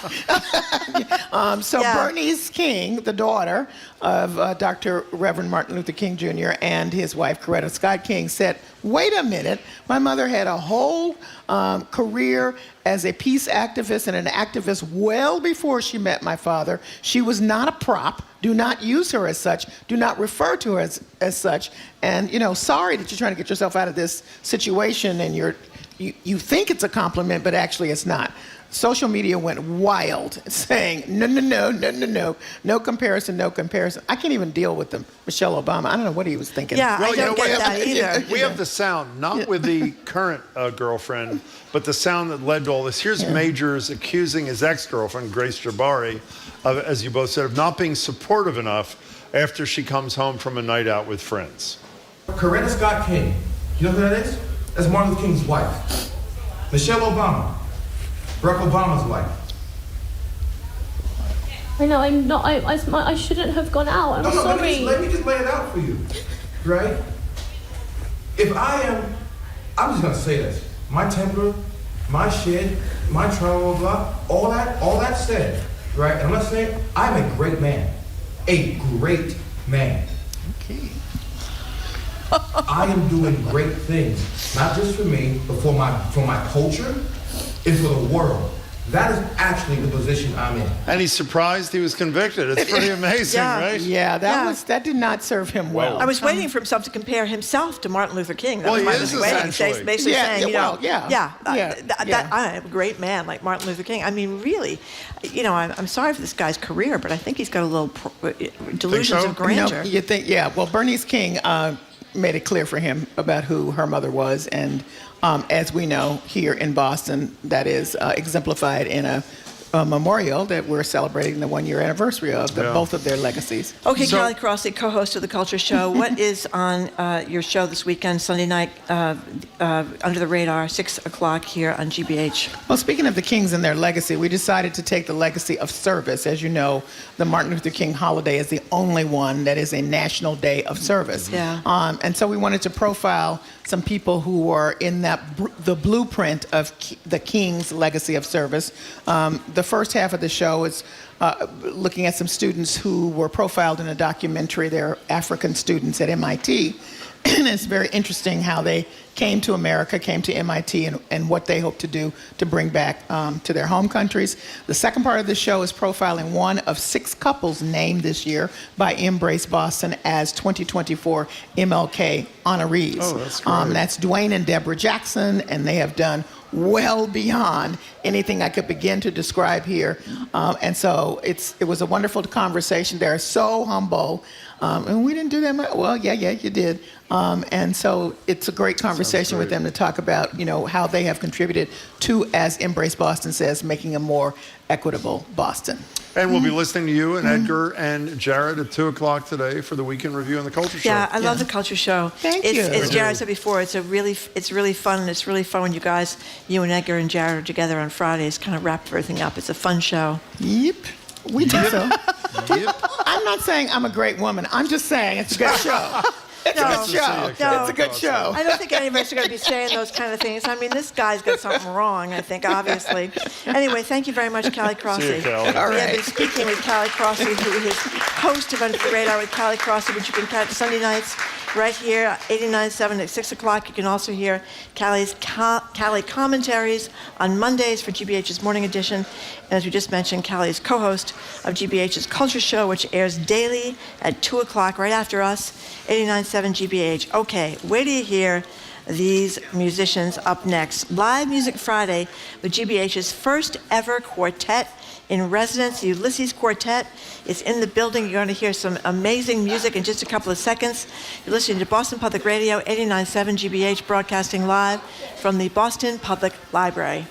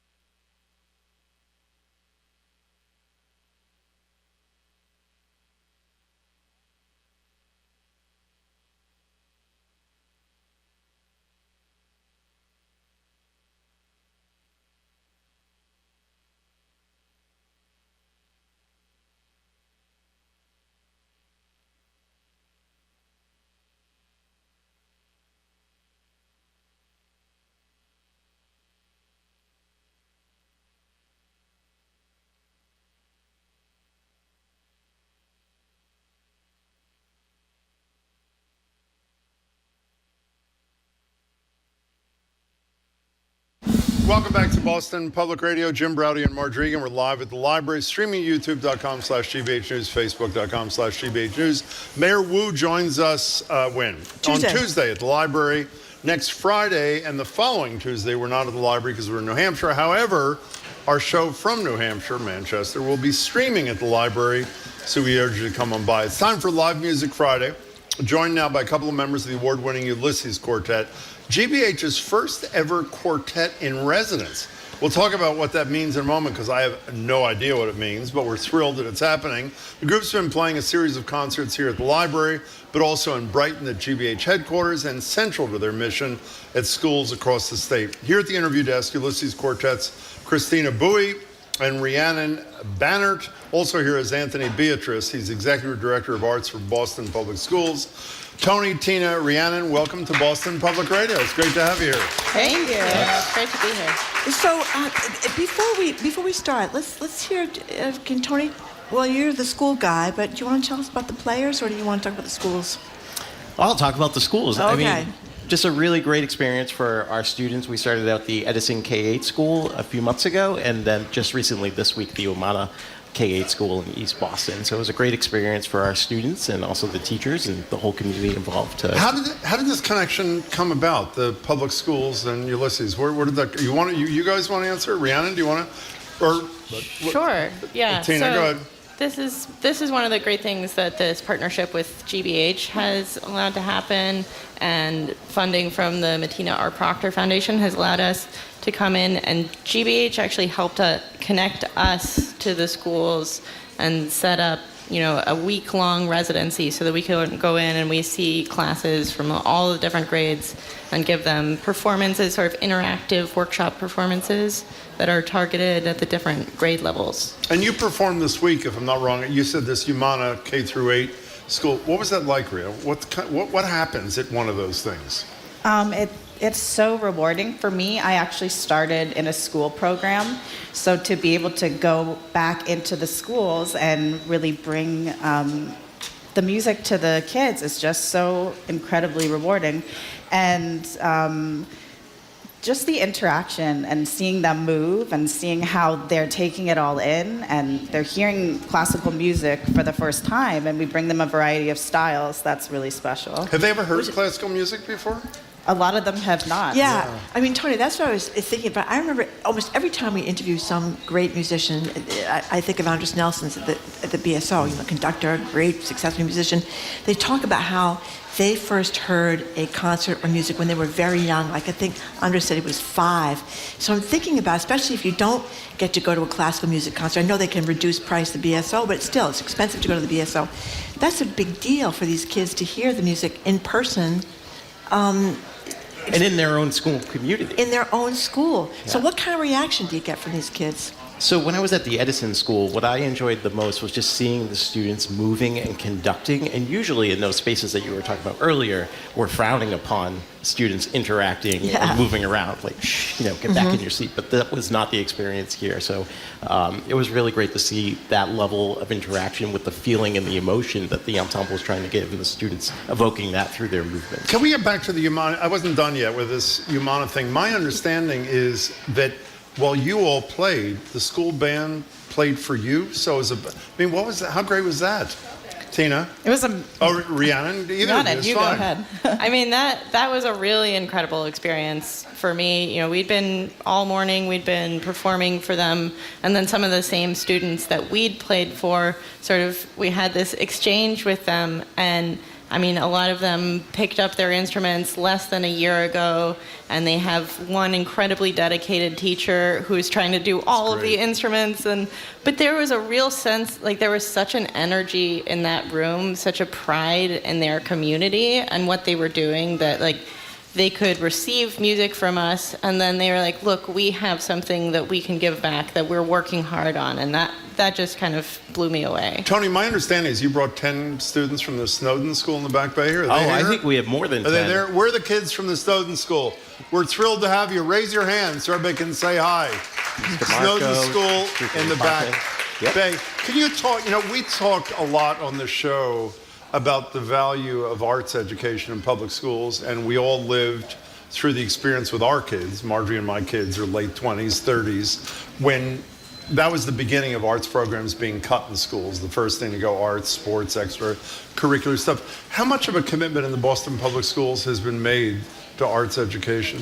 Yeah, so back in 2009, when Superintendent Carol Johnson was here, an initiative with Ed Vesters started called the BPS Arts Expansion, bringing the funders, the creative youth development organizations, the museums, all together to help increase arts in the K through 12 setting. Over time, that has increased and helped deepen the experiences, but also we now have over 300 certified arts teachers, and it's also now a graduation requirement. It is a graduation requirement. Just started last year. That's great. Yep. That's great. And did you ask about Tina? How did you get to be the GBH in residence? Well, we're going to lose the public school. Tony, let's stay on the schools for a minute, if you don't mind. We're going to talk more about Ulysses in a second.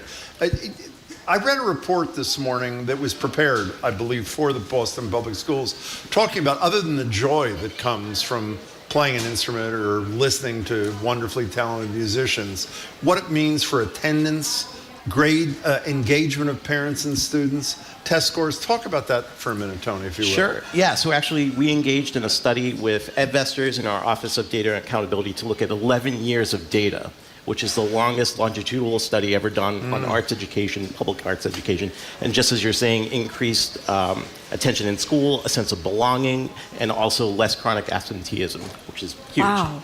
Wow. I mean, we love to go to school, especially when you get to have, when we're talking about Snowden, we have the theater program there and a new dance program that started as part of this initiative. Absolutely great. With the new graduation requirement. And why do you think you've had that impact? Why do these programs have this impact? I think the students get an opportunity to see themselves in the curriculum more so in the arts. And that's, we're talking about the museums earlier, right? So I know the ICA and the MFA, they've done a lot of work, especially in cultural responsiveness, so that when our students go into those spaces, there's not a lot of anxiety. They feel welcome. When the Obama portraits, for example, were at the MFA, they had our students make their own self-portraits, and they were hung up at the MFA. So that was a perfect example. Okay. One last thing for you, Tony, are there a decent number of instruments? We've had Ernie Bach Jr. in the show, who's got this great nonprofit, the name of which I can't remember at the moment. I'll think of it in a minute, in which he raises money and donates money and provides instruments for lots of public schools that can't afford them. Are there an adequate number of instruments for kids who want to take them up? Yeah, so in East Boston, where the Omana performance happened, for example, we received a donation from Mr. Holland's Opus Foundation, increasing band instruction into 9 schools. And then the high school added a new band program, so it's sequential. But essentially, with the stimulus funding we received, we spent over $2 million redoing all of our Barry saxes and timpani and 16 new steel pan ensembles. Wow. Which we're really excited about that. That's a whole new, idiom for us to have in our education landscape. We're going to hear a piece. Yeah, what do you guys, Tina, do you want to tell us what are you playing? And by the way, why don't you introduce your fellow players and then tell us what you're going to play, and then you're going to return to talk to us in a couple of minutes. What are you playing? We're going to play the Thai Fair, the first movement of the Germaine Thai Fair String Quartet. She was part of Lacey's and the only female in Lacey's, so it's a beautiful piece. We're excited to share it. Do you want to introduce? Who are these people? So these are Grace Ho on cello. Hi, Grace. And Anthony Bracewell on hey, viola. Anthony, how are you? So if you gently put down your headsets on the table as you join your... No, you can stay, Tony, for a minute. Tina and Rhiannon, gently put your headsets on the table and join your colleagues. If people want to learn more or participate in any way or help this wonderful program that you were helping to direct, how do people get engaged or involved, Tony? Well, first you visit our website, bpsarts.org. So you can learn. bpsarts.org, Boston Public Schools Arts.org, okay. Mm-hmm. And that study I spoke of with the longitudinal data, it's right there on the front of the page. And you can join us at our citywide arts festival on May 30, 31st, and June 1st on Boston Common. We'll have over 1,500 students performing from well over 40 schools. Make sure you remind us before that date, and we'll promote it on the air. Are you a musician? I am. I'm a percussionist. Okay. Yeah. Just Look checking. at the smile on his face. Okay, here they are, the Ulysses Quartet.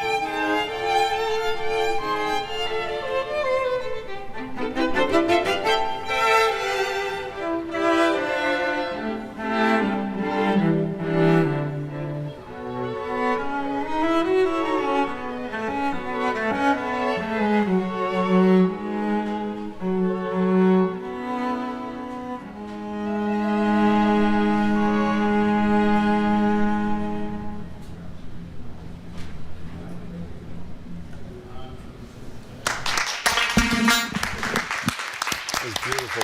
Ulysses Quartet, Rhiannon and Tina are going to rejoin us. That was great, all four of you. Thank you so much. It's absolutely gorgeous. We're going to hear about how you can hear their music as well, because they've got things, websites and places you can go to hear more about their music. But before we find out about that, Tina, how did this? You are our first at GBH, our first quartet in residence, first ever. So how'd that come about?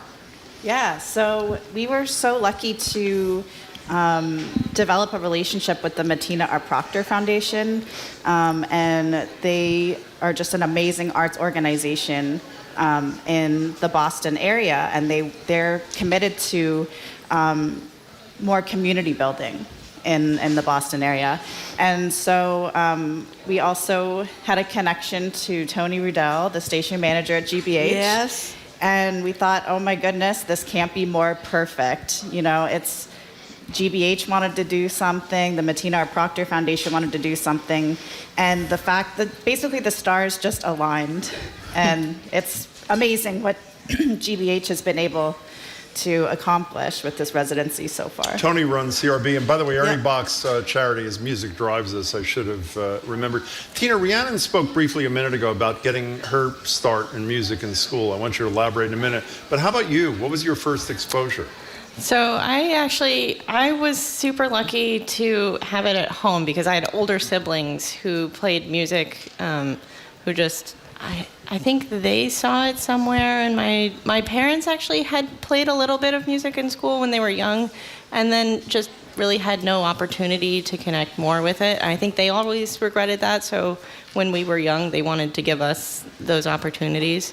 So I started like trying to grab my siblings' instruments, and eventually they said, you have to have your own. And how about you, Rhiannon? Describe a little bit more what you touched on a couple of minutes ago. Oh, I'm Tina. Sorry. Oh, Tina, I'm sorry. My apologies. That's okay. I had the great fortune to start violin in a school program when I was in grade 4. And I had been dying to play violin for years, and my parents couldn't afford it. And finally, we moved across the country. I was living in British Columbia. We moved across the country to Prince Edward Island. And the school had the program there. And if it wasn't for that program, I don't think I would be able to do what I do today and what I love so much. And you're also a soprano. Yes, coloratura soprano. Yeah. So that's a little bit of the lower ranges of sopranos, right? Is that what that is? The higher ranges. Yeah. Oh my goodness. My mom is also a soprano, and she's mad at me that I have a higher voice. Can we return to the thing with kids, which I find so exciting, is what's it like if in fact most of these kids hadn't been exposed to classical music before, when you see their expressions, and I assume there's some hesitancy at first, and all of a sudden it cracks open, what's that experience like for the players, for you? Well, it's a really special thing. It's very interesting, every class is sort of individual. Of course. I found I was expecting more hesitancy actually than there was, especially from middle school kids. If you've ever met a 13-year-old, yeah, I've had a couple. They're very hard to interview. Little too cool for school. But I've actually been very touched by the openness. Like students come in, and sometimes as they're waiting for other classes, they're already asking us questions and sort of open and ready. I think they have the sense, and the teachers have been extremely welcoming and amazing at sort of preparing a sense of specialness around the occasion. So I think a lot of them have the sense we're about to have an experience that is really out of the ordinary.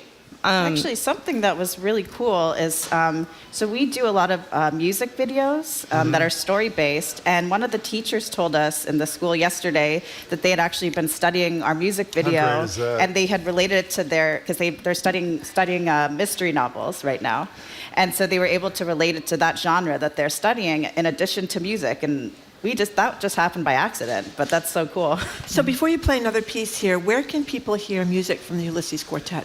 Yes, we're all over the place. Yeah. We have albums on Spotify, Apple Music, Amazon, iTunes. So we look for Ulysses Quartet on those places. You can. Okay. Is there a website? Yes. We have a website that has all of our recordings and information, and links to our YouTube channel. UlyssesQuartet.com. Very simple. Very creative. simple. I like that. I like And we also have Instagram. So And you're ready also going to for- be back here at the library on the 14th for Valentine's Day. Yes. Yeah. For a romantic concert. For a romantic concert, that's right. Okay, So what are we do you going to hear plan? now? We are going to do the Presto, the finale from Haydn's Opus 76, number 5. Fabulous. Great. So again, gently, if you don't mind, you two, put your headphones on. That is excellent. You've done that beautifully. Yep, I it's should Ulysses say. Quartet. You Thanks. can get their music as the musicians just said. You can go onto Spotify or wherever you get your music. And they're also going to be here at the Boston Public Library for a romantic performance on, of course, Valentine's Day. The website, again, is ulyssesquartet.com. I'm going to repeat all this before they leave.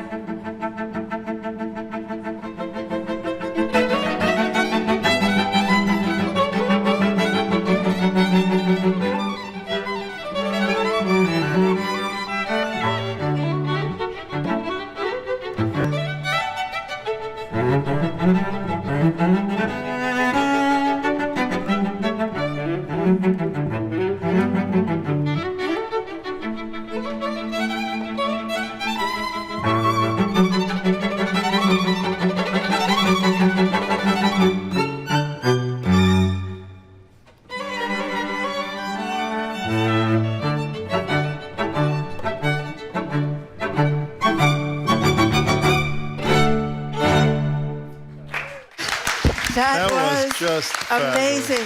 Your technique is unbelievable. We've been listening to Ulysses Quartet. The next concert is right here at the Boston Public Library, February 14th, Valentine's Day. For more information, go to their website, ulyssesquartet.com, and there you can find all the places to listen to their music. Thank you so much for that. Was such a treat. Coming up next, Massachusetts offshore wind is officially online. We're going to talk to the head of Vineyard Wind, Klaus Muller, and Joe Curtatone from the Northeast Clean Energy Council. They are next. You're listening to Boston Public Radio, 89.7 GBH, broadcasting live from the Boston Public Library.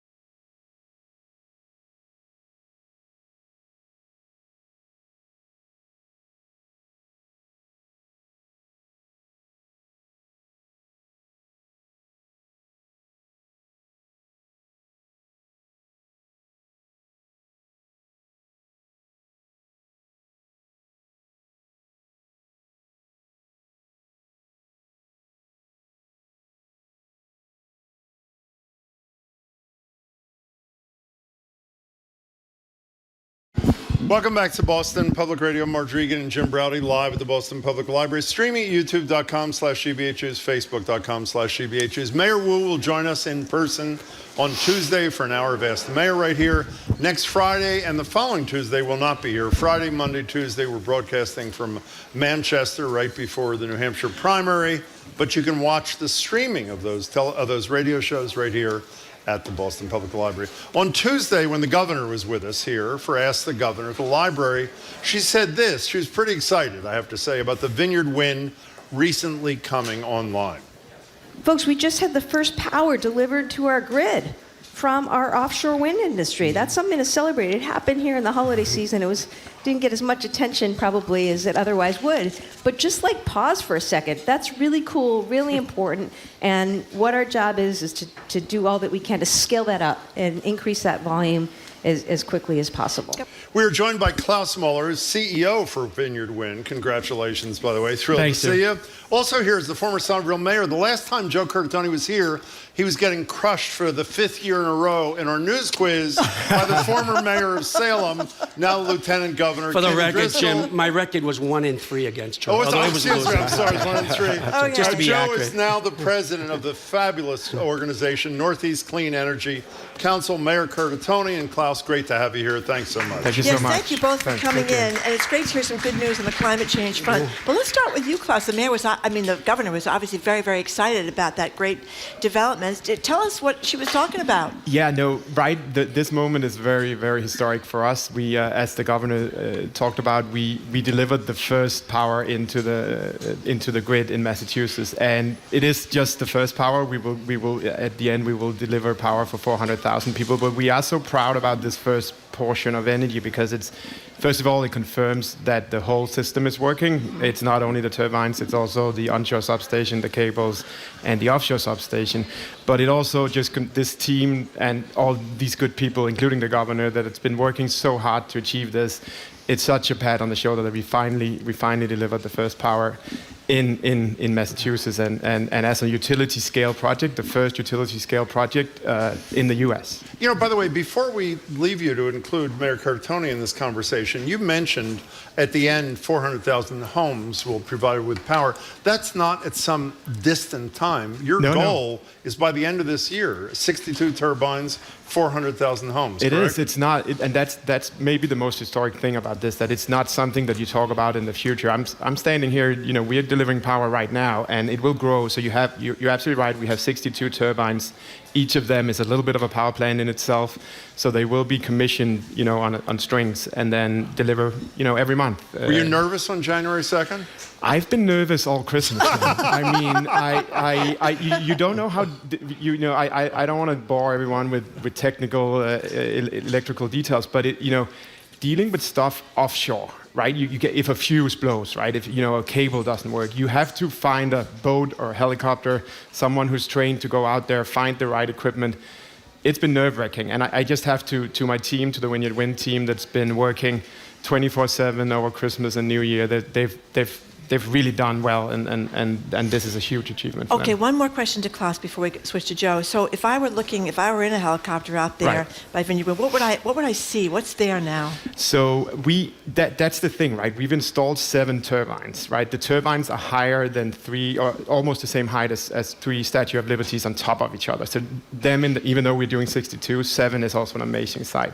But if you look under the water, you will see that we've installed 47 foundations. You would not be able to see that from the helicopter, though.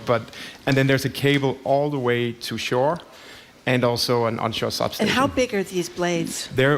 I'm sorry, I'm in meters. They're 115 meters. 115 meters. Longer than a football field. Longer than a football field. Yeah, like Gillette Stadium, more or less. Yeah. So Joe Curtatone, when Governor Healy was campaigning, she pledged that she would exceed by 2030 even what the statutes in Massachusetts require, that all electricity would come by clean sources, from clean sources by 2030. This is a huge part of this, no? Huge. We will not make it there without this, and this is historic and monumental, as has been mentioned, the first commercial scale offshore wind project online and done the right way, I must say, engaging stakeholders, from every part of the community, from small businesses to activists to fishermen and to labor, and done with the project labor agreement. So really the example of how you deliver the benefits back to people, place, and planet. But you can't do it without it. Huge. We're going to focus mostly on Vineyard Wind today, but for those people who haven't heard of your organization, and I have to admit, in the spirit of full disclosure, before you were kind enough to invite me at your annual meeting to interview Senator Markey and Climate Chief Hoffer, I had never heard of the organization other than that you were heading it. What do you do? Who are the members? Yeah, so we are a trade organization. We represent the climate tech, clean energy industry in all of New England. We were formerly the New England Clean Energy Council. Now the Northeast, we also represent in New York State.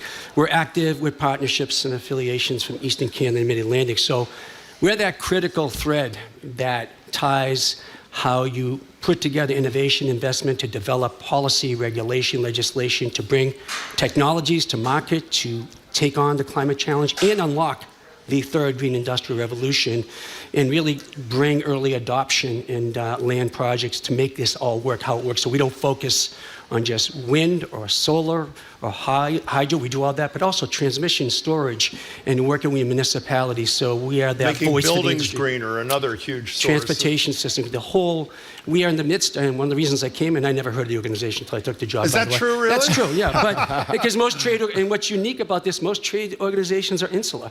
You know, we are that voice, we're that convener, we're that validator to lead the roadmap and how we do it. How do we unlock this new economy that allow us to take on the climate crisis and at the same time create an equitable pathway for people to participate in the economic benefits. You know, Klaus, I want to talk to you a little bit. We want to talk to you a little bit about some of the obstacles. Right. We used to talk to the guy who was behind Cape Wind 20 years ago. God. Jim Gordon was that his name, who went through torture, in great part because of my political hero, Ted Kennedy, didn't want to see these things. Yeah.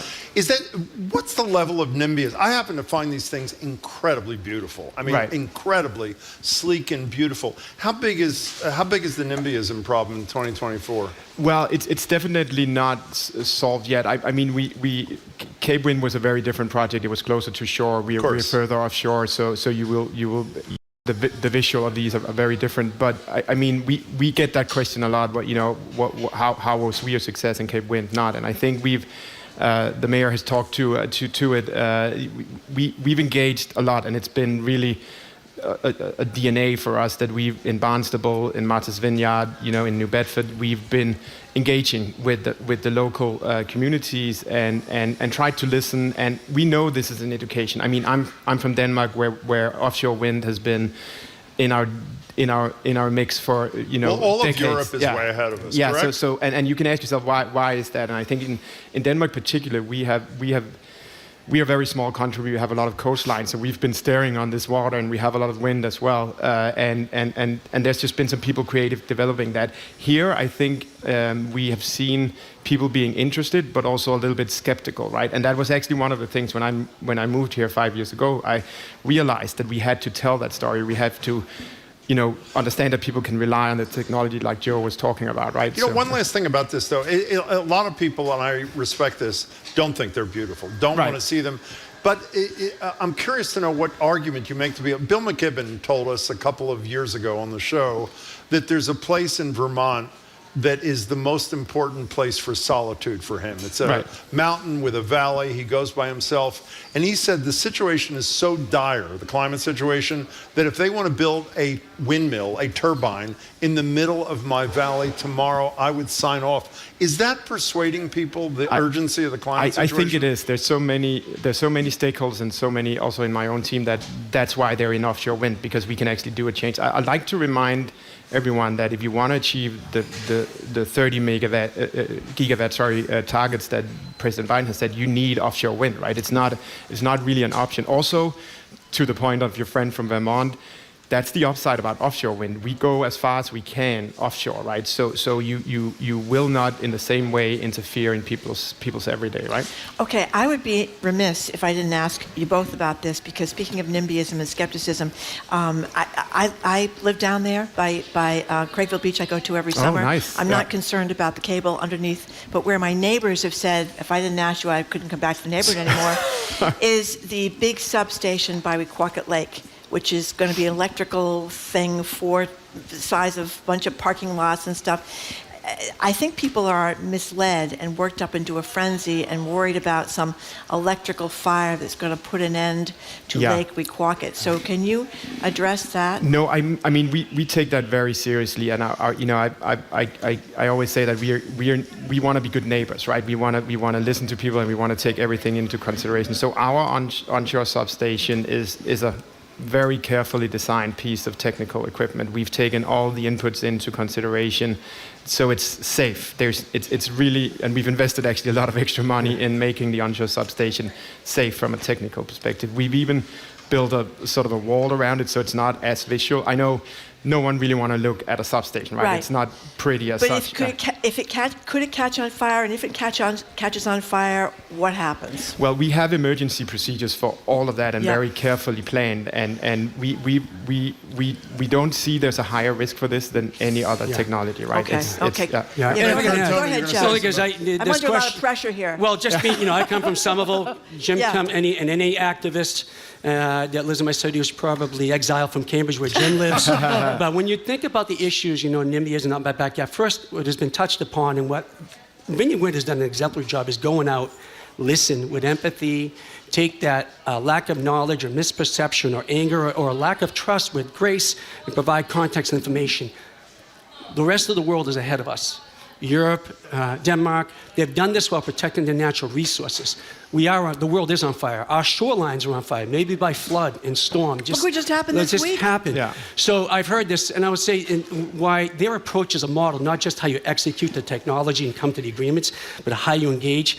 Because we've seen in the last 5 years, what has cost the same? All the purchase power agreements are being renegotiated, and there have been nefarious forces trying to take advantage of, funded usually by groups like the Texas Public Policy Foundation, which is a fossil fuel-driven foundation, or the Caesar Writing Institute. You brought up let's make sure Marjorie was, see if she was in one of those public meetings. That, the cable's buried in concrete 30 feet underground, and it hurt me. Well, it's important to show up with information. Listen, and Vineyard Wind is not only executing the project, they're executing on the community partnership and compact and the value proposition relentlessly, and that's important. But what's historic, if we execute it right, which is being done, we show those benefits, we're going to win that misperception over time, because we have many more projects we have to build, and we have to cite the infrastructure to make it all work. Yeah. That's the voice of Joe Curtatone, former mayor of Somerville forever. He's now the president of the Northeast Clean Energy Council. Klaus Muller is the CEO of Vineyard Wind, which, the connection, January 2nd, to me is so exciting. We had, I think, Miles O'Brien on, who did a film around some related issues from PBS a couple of months ago. And the issue, maybe it's not an issue when you're out at sea, but storage is a big issue for things like solar and wind. Right. Where are we on the storage? Because obviously the wind's not always going to blow. Obviously the sun is not always going to shine. What's the storage capacity situation in our community, on our society? Yeah, well, Vineyard Wind has, being the first project, we have not focused on storage. So I actually relay a little bit to Joe to answer that. So let's hear it. So that's important, because we're building this project. But if we want to make the clean energy choice, the easy choice for the end user, the homeowner, the renter industry, the small business, municipalities, it's about investing in storage, transmission, interconnection, modernizing the grid. So there are a lot of efforts and focus. The administration. Are we investing in those now? We are, and that's coming up more and more. But they understand what is important about. I want to commend the Healy administration, the Biden, is listening to industry and our partners, understanding here's how we have to execute. We can't just build a shiny new object. We have to get that clean energy to you and make it easy, equitable, and sustainable. More to come on that, especially. There's a lot of things happening with the boards here in Massachusetts to cite these important infrastructure projects. More will be coming out. Utility companies have put forth their plan. There's a lot of public conversation. But this also ties into really transforming the grid as well, overall. Understood. Yeah, I wanted to ask you about the grid in a sec. Well, why not now? Our grid is, what is it, reach capacity, or it's almost a capacity? I don't understand what that means. Well, we're trying to, our grid of the future is no longer going to be our grandfather's grid. Yeah. We're trying to change in 15 years what took us over a century to become, reliant upon. And it's been compounded over and really scaffolded upon over and over again. And it's going to be some modernization, transformation, but utilizing storage and other evolving technologies, which is why Massachusetts is a leader in the Northeast in general, to understand how do we just not just execute the project, but make that clean energy choice easy to the end user. Klaus, can I get back to you for a second? Yeah. I'm sure you can't offend any politician, so I will say rather than you, Trump stopped your project. Is that not correct?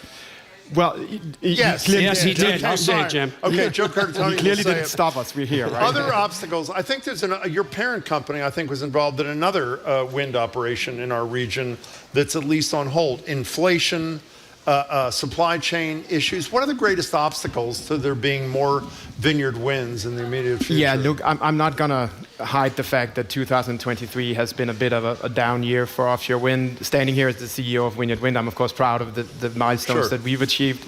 But we've been through the whole thing, and you're right. Our permits during the permit process were at least delayed, right? Or you could say it was stopped for a period, and we fought through that.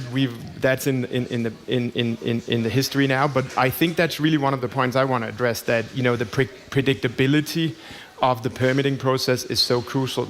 An offshore wind project does a lot of upfront investments, right? We have to go out and investigate the soil. We have to investigate the wind. We have to do commitments to suppliers. So we do a lot of upfront commitments. If we cannot be sure to get a permit, it may take a certain while, but at the end, get the permit. Like going back to Denmark and other places in Europe where I'm from, you have a very detailed described plan, and in the end you will know when you will get your permit. Things like that is a big uncertainty in the industry here. The other one which we've been fighting a lot for is the supply chain, right? You of course, US has a lot of great manufacturing facilities, but for offshore wind there's not factories that are producing blades or foundations, so we've had to drive that with our demand, right? So part of our success would also be that we are now seeing cable factories popping up. We are seeing blade factories and foundation factories coming up, but that's a big hurdle and in the US, right? Also, I would say. Well, you mentioned our project labor agreement, right? One of the things that are very different here in the US is that we have to engage with all our stakeholders, including the building trades. We've engaged with the building trades here in Massachusetts, and we actually made first of kind agreement of offshore wind, where we were inviting all the building trades in Massachusetts to work on this project, right? And we were very ambitious. We were asking 500. We were targeting to have 500 union members working on this very first project. And remember, no one has done this before, so there's no one walking the streets that actually has done an offshore wind project. But we've now, together with the building trades, we've gone beyond. We are now at 937 union members working on. By the way, project labor agreement, you weren't here for the Big Dig, and John Dunlop, former Secretary of Labor, negotiated that very thing. Frank Callahan talked about that a lot when we were negotiating. Joe Curtatone, you were a politician for many years, so you understand politics. Obviously, a lot of things that scare me about the former president being reelected, I hate even to mention, is as Jim just mentioned, Trump is a climate change denier. A lot of Republicans are climate change deniers. So what do you see as it amazes me that when we saw pictures of Hampton Beach with the houses underwater and Situate with the house, what is it outside today? 45 degrees? It's going to be 57 degrees tomorrow? Right. I mean, it's happening right now, and people can't get insurance, and their basements are flooded, but yet we have a big problem with getting people on the right side of this. Yeah, and it's how we tell that story. It's important, because if we don't tell it, we're not continuously engaged, relentless about the messaging, the lie becomes the truth. And his denialism is, amongst many factors, is also fueled by the fossil fuel industry and the lobbying arm there. However, what will help us is the election. Voting matters. We hear that over and over. And, people asked us of Senator Markey at our annual gala. By the way, we did recognize Vineyard Wind as the Clean Energy Company of the Year. I want to congratulate them. And asked Senator Markey, the IRA, which is unbelievable. The Inflation Reduction Act, the largest investment in climate economy and against the climate crisis by the United States, a global model, is showing benefits everywhere. For example, you have Form Energy, another Somerville company, by the way, Jim, not Cambridge, which is long-duration storage, and it's been existent, about 8 years, and they just broke ground, actually, several months ago in a $1 billion factory in West Virginia because of the IRA, and we see the benefits across the realm. So one outlined the economic benefits of jobs, revenue, back to the municipalities. That's important. But those stories every day are reminding people this is a real crisis. So how do we make sure that momentum keeps up? And what happens if Trump wins? Well, we have to, first of all, we need to make sure he doesn't win. Second of all, we need to make sure we hang on to one of the branches of government, as Senator Markey said. If we get in that next round, that it'd be cemented permanently, because make no mistake, for a variety of motivating forces from his perspective, he'll try to derail it. So there's a lot at stake, not to mention our democracy in this next one. So, I think, and I'd submit that as we see over and over, I know this is a mayor, and I've been on the board of the National League of Cities, work closely within the realms of the U.S. Conference of Mayors. When you come to the local level, or the governors in different states, it doesn't matter red or blue, they want the jobs, they want the revenue, they want the investments. So you see, whether it's in Nevada, or North Carolina, or Arizona, you're seeing major manufacturing components being constructed to support the industry. They're not going to want to lose that. So Klaus, before you go, if we can change gears, you're from Denmark. Yep. All I watch on television is Nordic noir. Do you watch this stuff? Have you seen The Bridge?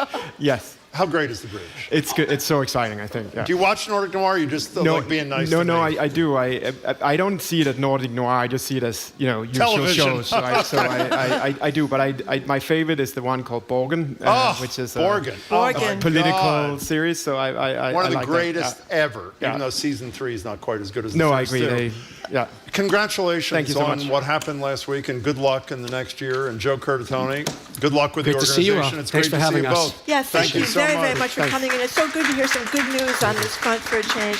We were speaking with Vineyard Wind CEO Klaus Moeller, as well as Joe Curtatone, President of the Northeast Clean Energy Council, and of course, the former mayor of Somerville.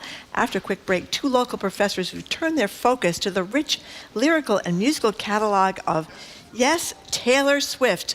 Harvard's Stephanie Burton, Northeastern's Carolyn Fairfield join us next. You're listening to Boston Public Radio 89.7 GBH.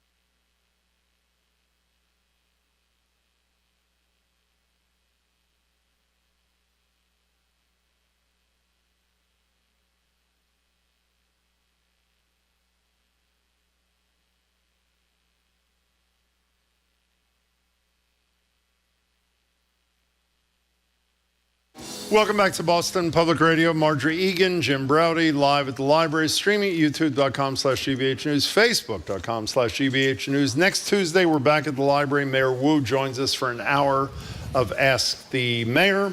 Next Friday, we will not be here. We will be in New Hampshire, and the following Tuesday, we will not be here. We're broadcasting live from Manchester Friday, Monday, and Tuesday, which is actually primary day in New Hampshire. And we learned today, if you're not able to get there, you can watch our show streaming right here at the Boston Public Library studio. Look at what you made us do. This goes without saying, but Taylor Swift mania is everywhere. TikTok, Spotify, the Golden Globes, the NFL, and the vaunted halls of some of our finest universities. I'm sure you've heard both Harvard and Northeastern, among others, have deemed Taylor Swift worthy of extra study. Both schools offer courses on Swift. And joining us now are two of the people who actually teach these courses. Stephanie Bird is the Donald P. and Catherine B. Locher Professor of English at Harvard. Great to see you, Stephanie. Thank you for being here. Catherine Fairfield is a postdoctoral teaching associate at the writing program at Northeastern and an instructor for the course Speak Now, Gender and Storytelling in Taylor Swift's Era. She joins us on Zoom. Welcome to you both. So thank you. Yes, thank you so Thank much. you. Thank you so much for coming here. I feel like I'm in a whirlwind of Taylor Swift these last few months. Who isn't? But so, Stephanie, let's start with you. Obviously, you've heard us a million times before. You don't think of Harvard and Taylor Swift necessarily in the same breath. So why did this happen at Harvard? Why are you teaching this course? So I wanted to teach a course on a songwriter, a course organized around songs and songwriting and how that works and the relationship between songs and songwriting and other kinds of literary creation, page-based poetry and, radio drama, playwriting, other kinds of things for a while. But until recently, the songwriters who had a large enough body of work to organize a course around and who I just loved and wanted to spend hour after hour analyzing were not songwriters who had this level of popularity. Like there's some Earth somewhere, some alternate universe, where I'm teaching a course entirely organized around the songwriter Scott Miller from the band Game Theory. Okay. I would love to live in that world, but that would enroll, 5 people. And that's and not you're packed. I am, yeah. How many are enrolled? Your course hasn't started yet, has it? My course has not started, and it may be that they show up for the first day, decide that they don't like me, and they all drop the course. Or it may be that people show up for the first day and decide to add the course, and we hire even more teaching assistants. And we but do you have hundreds enrolled, is that not right? Hundreds.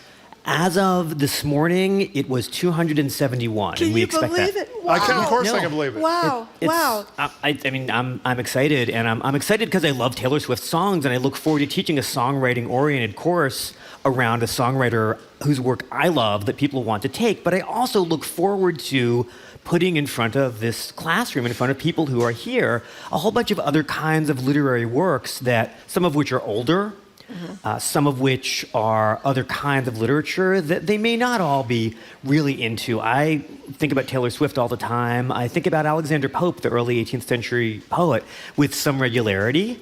And I would like to live in a world in which not only do millions of people like Taylor as much as I do, but also a world where millions of people love Pope's Epistle to Dr. Arbuthnot as much as I do. And so we're going to spend some time on that. And that it's structurally more like rap than like melody-based songwriting like Taylor's. But in terms of what it's about, it is so much like what Taylor is doing on 1989 on Reputation. If you know Pope's Epistle to Dr. Arbuthnot, it sort of begins by saying, hey, everybody wants a piece of me. I'm tired of having everyone look at me and be haters. And I'm going to show you why I'm doing the things that I'm doing, why the haters are wrong, and I'm going to provide a model not just of apology and self-defense, but of resilience and of artistic joy. So, and by the way, that's what Shake It Off does too. You don't have to go to Stephanie Bird's first class because she just taught it. Catherine Fairfield, are you with us? Yes, I am. Hi, Catherine. What was the inspiration? My understanding is your course, which is a 2-day thing, has actually already happened. We're dying to hear how it went. Yes. But before you tell us that, what was your inspiration to do this over at Northeastern? So I got invited to teach it. There was a huge amount of student interest, I think, already. And they were looking for somebody who had the time and interest to teach about Taylor Swift. And I deeply relate to what Stephanie said, that Thank you. This is somebody who I want to talk about and I want to study and I want to analyze with students. And I've already incorporated some bits of Taylor Swift things into my writing classes and other things that I've taught over the years, but this was the first chance that I got to really do a deep dive into that. And I was really excited to get to experiment with what everybody's always asking about, which is what does it look like to study somebody like Taylor Swift in an academic environment? How can this be a really valuable literature studies class? But it was also, for my intersections of research, a gender studies class as well. So it was an opportunity to bring together 3 things that I love: analyzing words, talking about gender studies, and talking about Taylor Swift. So how did that go? You did that in early January, or at least you've done it. Tell us what it was like and what kind of reception you got. Oh, it was absolutely delightful. One of the best teaching experiences that I've ever had. We enrolled over 500 students. Wow. It was over Zoom. It was a synchronous remote class, so we didn't have an upper limit of how many people could be involved. And that really skyrocketed and surprised everybody. And the passion, the intellectual rigor, the curiosity, and the community building that came out of it was what was really incredible. I came fully prepared to guide them through each step of the way if they didn't know how to dive into song analysis or they weren't sure about talking about gender, but they could kind of meet me there at every point and take things to the next level and extend the discussion. And I had freshmen, I had upperclassmen, I had graduate students. I think a couple of staff members probably snuck in. There was such a breadth and diversity of different kinds of students that we had everybody kind of working together. We're talking with Stephanie Burt from Harvard and Catherine Fairfield from Northeastern. They're both involved in teaching courses about Taylor Swift. You know, I read years ago when Princess Diana died, I remember that the world was kind of shocked by how millions of, particularly women, related to Princess Diana who'd gone through bulimia, the heartbreak of a bad marriage, and husband cheating, and the whole thing. And I read something, it's not the same, obviously, because she's not a songwriter, and I forget if I heard it or read it, but about Taylor Swift, saying how she has kind of, speaking of gender studies, documented late adolescence of American girls and women and early 20s and kind of what you go through as a young woman in America today. And I thought, I'm not an expert in her lyrics, but just what I do know, I thought that was a great point, that we can relate. I think that's right. And one of the things that you see her doing as she evolves and changes genres and changes production styles, the first 3 albums really, up through Speak Now and maybe parts of Red, she is able to present herself as someone who's just like her listeners. Yeah. She has not only some of their aspirations and some of their disappointments, but her life looks like theirs, right? The songs like 15 or The Best Day, which are two of her great early songs. Tell about that. The one where all her friends were at the mall. That's the best. That's like a superhero origin story. Yeah. Yeah. So the origin story, which you can get in a number of different places and podcasts and sort of fan spaces at this point, is that she's 13 and she sings the national anthem at a local sporting event, and she's very happy with how it goes because she likes performing and she wants people to like her. One of her great subjects is,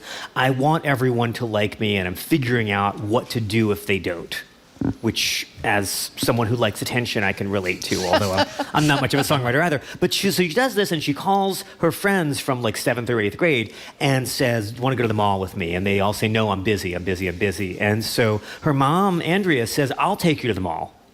And she goes to the mall, and her friends are there without her. Yeah. And it's crushing. Yeah. So Andrea... But relatable, so relatable. Extremely relatable. And Andrea says, well, I guess they're not really your friends. Who cares? You're awesome. I'm your mom. I'm going to take you to a better mall. And they go to a much nicer mall. I believe they go to King of Prussia Mall, although the song The Best Day does not name the mall. They go to a better mall that's far away. What does Taylor say? They talk and window shop till I've forgotten all their names. And then as the song goes into the pre-chorus, I don't know who I'm going to talk to now at school. I don't know how long it'll take till I'm okay, but I know I had the best day with you today. And I should say, since I'm quoting these lyrics I admire so much, that I don't think they're the same thing as page-based poetry. I think to have this impact, you need to know how they sound when they're sung. Yeah. And Taylor is so good at writing words to be sung, and that song is so moving. But one of the things that she does now, and we can see her doing this, at that point, she is writing about experiences that many of us have had, not all of us, right? This is suburban whiteness, it's American, not everyone gets her girlhood with its disappointments and its rewards, but she's writing about very widely shared experiences. Yeah. And now she's not like us, and she has figured out in a way that I can't think of a major artist who's done this so well, so successfully. She's figured out how to keep this connection going with generations of fans and with so many fans through her art, through her songwriting, even as the life that she's writing about has become so distant from the life that so many of us know. And one of the things I love, especially honestly about Midnights, is the way that we go in there and we know that she's one of the most famous people on earth. We know that her problems in a lot of ways aren't our problems. And yet, when you're in the middle of a song like You're on Your Own, Kid, that is, as the Zoomers have taught me to say, so relatable. We're talking to Stephanie Burt from Harvard and Catherine Fairfield from the writing program at Northeastern. Catherine, I wish people were either at the library or I hope they're watching on streaming, because the expressions on both of your faces when you're talking about Taylor Swift, I can't even describe the exuberance kind of thing. Can you teach credibly and well about art that you don't admire as much as the two of you admire the work of Taylor Swift, Catherine? Do you know what I mean? Do you mean, can we get students who aren't as invested? No. Invested, if you were not as enamored of the work of Taylor Swift, but someone said this matters a lot to the student body at Northeastern, at Harvard, could you do what you do about this if you were not as excited about her work as you are? I absolutely think so. I think that a lot of what teachers do is we are often confronted with material that we might not have spent as much time diving into as Stephanie and I have necessarily spent listening to Taylor Swift, for instance. And part of the joy of the journey for us is that we get to learn while preparing to teach it. And then we increase our expertise in that because we're going into the classroom, because we're bringing it to students. And that's also what made teaching this particular course fun, is that we get to research things about Taylor Swift that I might not have necessarily spent time learning to do. So I think that's part of what teaching looks like, whether you are already deeply invested in the thing or if it's something that you're kind of, you know a bit about, but you haven't spent hours and hours reading and deep diving into. Stephanie, you tweeted her. Did you hear anything? From her, no. She's quite busy. Of course, and I suspect Catherine's a little way too. We would love to hear from her, but she is quite busy, and I would be quite surprised if I were very high on her to-do list. Well, so do we think, yesterday we had a woman that does crisis communications on with us, and we were talking with her about Taylor Swift and Travis Kelce, her Kansas City Chiefs handsome boyfriend, and this crisis communications person was speculating about whether this was a true romance or whether this was a PR thing, because Travis Kelce has never sold so many T-shirts. And he's she needs publicity. Yeah, Taylor Swift well, she doesn't. But you know, I'm kind of romantic. I'm hoping so. Do you have any insight into that? Do you have any scoop on that, Catherine? I don't think that we will ever fully know what Taylor Swift has going on in her personal life, what she's masterminding behind the scenes, what happens organically and she just falls into, until she someday blesses us with a memoir and actually tells us who Okay. Stephanie, we only have a minute left. When you were coming, and Margie and I were talking about this, I was thinking about other women artists who deserve something like contemporary women artists. And Joni Mitchell is the first one who came to mind in terms of the brilliance of her writing. And I would argue, even though I don't have your expertise, her writing on a page would be as powerful as her writing is, even you're looking at me askance. You don't agree? Well, how about and then Beyonce's? She doesn't even need the music, even though the music obviously enhances Or Beyonce's the power Lemonade. of her words. Yeah. I thought there's some analogous Who thing. else would fall into that category who you would teach about? A whole lot of people. Like who? We should talk, Dessa. Dessa. She's, at this point, there's some world where there's a 6-week course organized around Dessa. Joni Mitchell would make a lot of sense. I would love to do something about one of my favorite, where you're looking, women artists, Amelia Fletcher from the band Heavenly, and a whole bunch of other, she's in Swansea Sound. Her and her cultural milieu are very close to my heart. I think she's a super talented person. Carole King. Taylor has cited Carole King as someone who helped her, by listening, not personally, learn to write songs. I would absolutely take a course organized around the songs of Carole King. I'm not competent to teach one. And of course, Beyonce would make sense. Yeah. You could do something organized around people who came out of Motown. There's a lot of other people who could support a course like this one, some of whom I would like them to be that famous, like Amelia Fletcher or Dessa, and some of them are already that famous, like Beyonce. So yeah, Taylor is absolutely one of the greats who it makes sense to teach about in this way at this length, but there are others. And we should talk about Joni Mitchell's harmonies and chord progressions. Yes. Because for me, Taylor is great at melodies and lyrics and texture. One of the reasons I feel competent to teach a course about Taylor Swift is that I'm not that good a piano player. And I'm not really great with jazz harmonies, and Taylor doesn't use jazz harmonies. Joni Mitchell, to really understand how those words are working, and she is a very good wordsmith, I would argue that she needs all those weird chords. Well, you're the expert much more than I.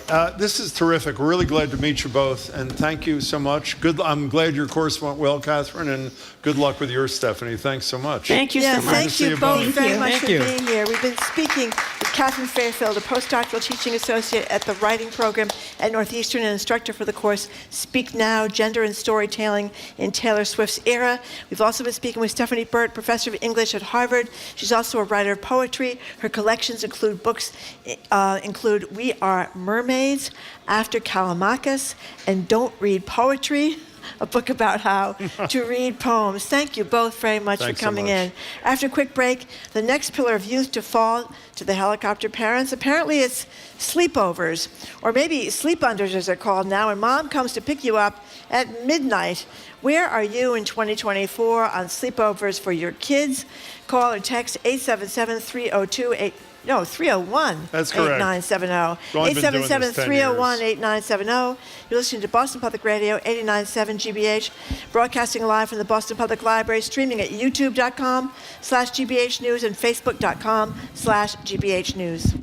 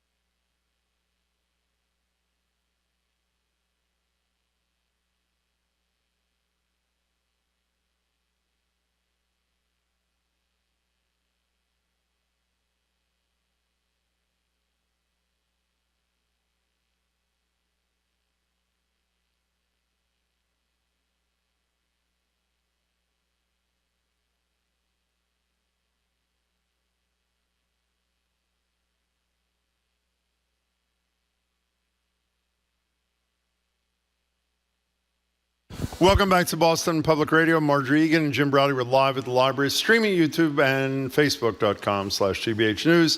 Mayor Wu on Tuesday. Friday, we're in New Hampshire. Monday and Tuesday of the following week, we're in New Hampshire for the primary, but streaming here at the Boston Public Library. We're closing the show today, as we do every day, with you. And one of the greatest joys of being young, that'd be gathering your sleeping bag, pillow, and toothbrush and heading out to a friend's house for a sleepover. Well, a story in the New York Times heralds a new trend called sleep unders. Yes, sleep unders, where anxious millennial helicopter parents allow their kids to go to their friend's house for the night, just not overnight. The mother that this piece focused on, her name is Brianna, has a system where she picks up her, I can't even read this, it's so horrible, has a system, she picks up her kids as late as 2 in the morning. She's also hosted something she calls, Marjorie, Mommy and Me sleepovers, where the mother of the friend joins in on the fun. Nothing sounds like less fun to me. Our question to you is, what's your reaction to the idea of sleep unders? What do kids lose out on when they don't do a traditional sleepover? Or maybe you're a cautious parent. Is there an argument to be made about being extra cautious when shipping your kid off to the night with some family you don't know so well, I guess? 877-301-8970. Please tell me you think this is a horrible idea. I think in the day and age when everybody's got cell phones, your kid's got a cell phone, if there's a problem, the kid calls you to come get the kid. Otherwise, let the kid stay and have a great time with their friends. How many horrible things have happened to a kid at a sleepover in your knowledge? You follow the news pretty closely for your career in journalism. How many times have we heard a bad outcome?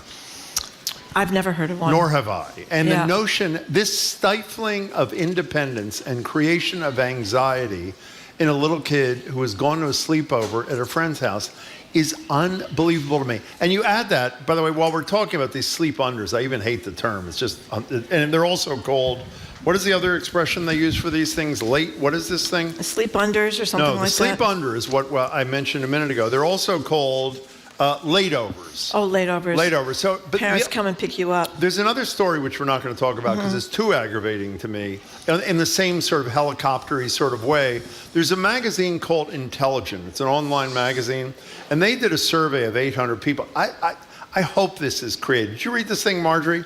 That many employers are now only interviewing older potential hires because 19%, again, this is what they say, 19% of the Gen Z job seekers that they interviewed, what do they have in common? They're bringing their parents with them to That the cannot interview. possibly be true. I don't know. That seems a little 19% of these kids allegedly brought a parent with them to the interview. So we But- want to but- know but you know what you think about sleep unders at 877-301-8970. You know, I think people are very, very, very nervous and very, very protective these days because they hear all these horrible things in the news and they think it's probably going to happen to their kids. And obviously, horrible things do happen, but the numbers are overwhelmingly on your side. And you know, I've had tons of sleepovers at my house when my kids were small. The problem is for the host, because you're up all night long. It's the problem because somebody always has a problem. They have to go to the bathroom, or they want something to eat, or they want some water, or something like that. But they're great fun for the kids. They're great fun for the kids. And you know, not everyone is thank God, a child abuser. Well, you know, let me posit this notion. I don't have the data, but I think I'm in safe territory. The concern about harm being done to your kid by going to a sleepover and actually staying over all night, I would say that is dwarfed by the harm that you're doing to your kid when you were sending a message to your young child. They have to be scared everywhere they go. They can never let their guard down. They always have to be on alert against something horrible happening to them. It creates incredible anxiety, a total inability to create a sense of independence, which is one of the most important things other than morality you should try to create in your kid. You know what you also lose out on as a parent?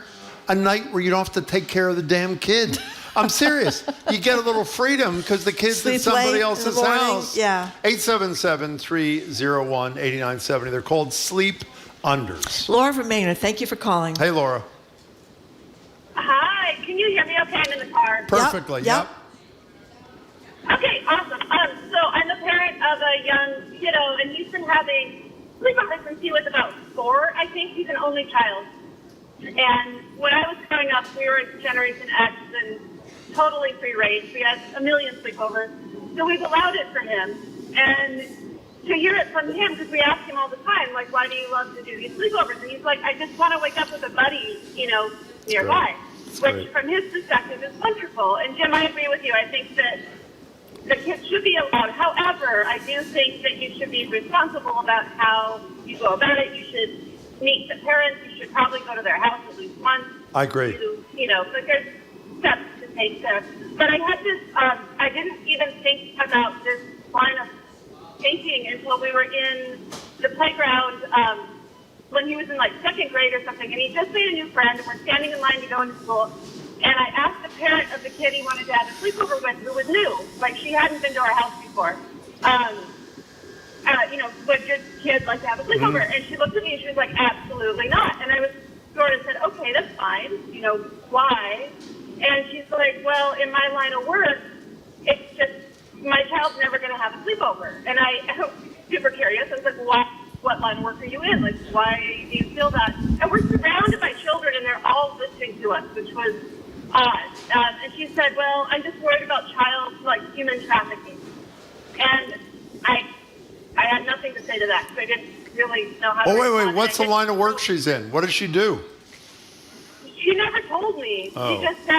She just looked at me and said, I am worried about human trafficking and child trafficking. And I didn't, in a million years, did not expect to hear that, so I didn't have anything really to say back to her other than, like, no worries, we'll just have a play date. But I guess I can understand where she's coming from in a I way. can't. Of course, you don't want your child to be sucked into that, but I'm not a human trafficker. Well, Laura, I know you're not. And it gets back to what I said. When the kid learns that the reason the mother doesn't want him or her to go to sleepover is because they're concerned about human trafficking, how is a single-digit child going to relate? Laura, thanks. How many people in the text messages No, I are haven't. worried about the same thing? Go ahead. Let's hear it. Listen to this one. Kids have been shot and died in fires. My father let us kids sleep anywhere. My older sister believed that he knew about something bad happening.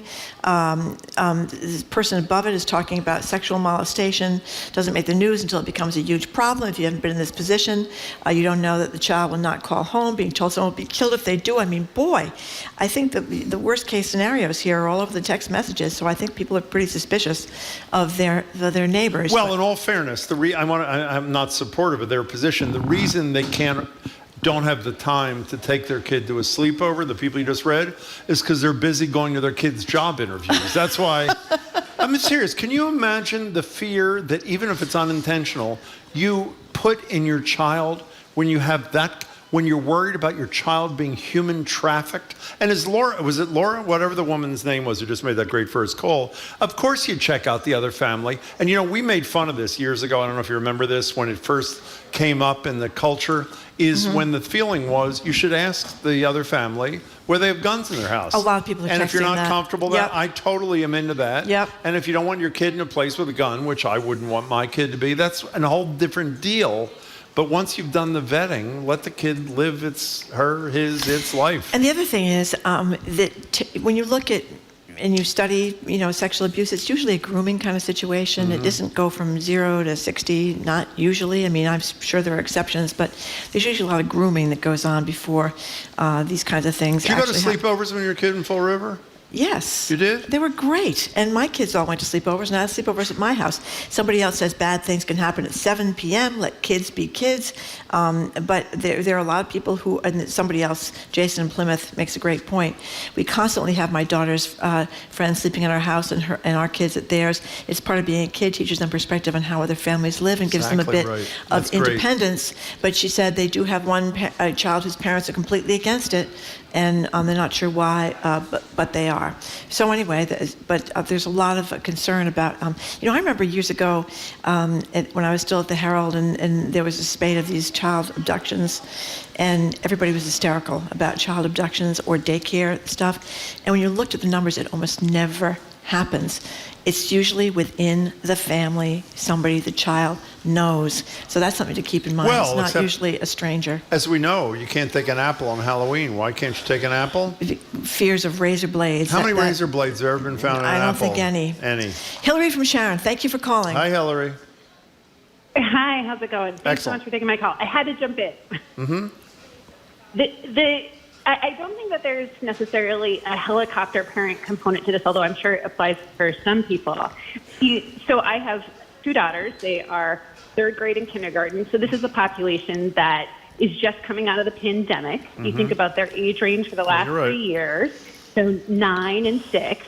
And we definitely have had sleepovers with friends of, parental friends, et cetera. But a lot of kids have new social groups now. We just moved to the burbs, so to speak. And for my daughter's 9th birthday, we did have technically a sleep under, which is it's also this transition age where we're going from the scheduled birthday parties, which are at the trampoline park for 2 hours on a Saturday, to the idea that we could have a smaller group and have it in an evening. These are the kids that have bedtime, so in a new year with a new social group, we had on a Friday night an early evening party. We called it a sleep under, and kids could bring their pajamas, et cetera. But it was over at 9 o'clock, which was a new thing for us instead of having to have like a 2 in the afternoon. But you're saying, Hillary, if I may, you're saying it's transitional, meaning when the kid gets used to not sleeping where they're used to sleeping in their own bed, which is nerve-wracking for a young kid until they're comfortable. And then I hope, they can move to a real sleepover. Yes or no?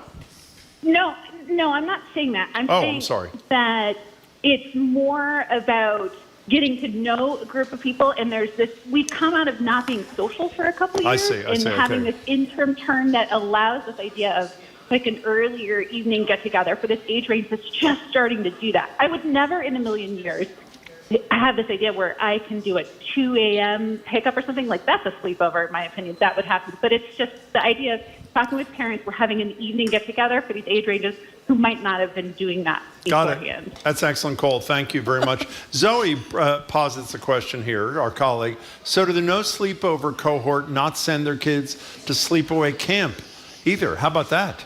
I don't know. We'll have to ask them. I love sleepaway camp. Right, because you get 4, 2, or 8 weeks away from your kid. Yeah, right? and you know, one of the great things about going to sleepaway camp is that the kids often will be friendly with those children they were with at 8 and 10 and 12 and 14 for the rest of their lives. They have camp reunions and all that kind of stuff. But if you're scared of one night at a friend's house, I assume you're petrified of sleepover camp, would you not? Well, think? I think the thing is, people see these horrible stories in the news, I mean, look what we've done with school shootings. We have all these drills now in the schools. Everybody knows what to do, and thank God that the numbers are still overwhelmingly against that happening in your school. But there's a constant what if, and I think there's a lot of judging of other parents. I think that's true. You know true. that if you let your kid do something like this, you let your kid walk to school alone. Remember the story in New York City about the woman who let her kid go on the subway at 11 and she was practically arrested for free-range parenting, they called her, and she got in a lot of trouble. Here's from Alyssa in Ithaca, New York. I think this is super ridiculous. I love spending the night at my best friend's house and vice versa. She mentions, as a lot of parents do, that they want to make sure that there aren't guns in the house. Of course, yeah. But after that, she's absolutely fine with sleepovers. And here's Buster, who says, we've been trying to send our kids to sleepovers since they were 8 years old. They're 18 now, and we are still trying to get them to stop coming home. So no, but it's a job. There's By the an way, I exhausted wasn't parent. joking before. When you have young kids, which we both did not terribly long ago, when you have a free night where they're staying at somebody else's house, how glorious was that? I mean, you of course were worried about them in the first couple of times they did it, but it's fabulous, and it's good not only for the health of the kid, but I would argue for the health of the parent. Let's go to Katie in Rhode Island. Welcome. It's your favorite aggressive cleaner, and you just brought up camp. I'm so happy. There you go. Hi, Katie. Nice to talk to you again. Welcome.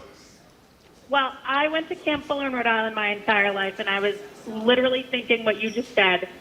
These helicopter parents absolutely are not going to send their kids to summer camp, but I've fought for 26 years, and it is shocking to see how Band-Aid covered up these new parents have become. It's just, I have 2 young kids, so they're not quite at the age to sleep over yet, but as soon as they are, I can't wait. It's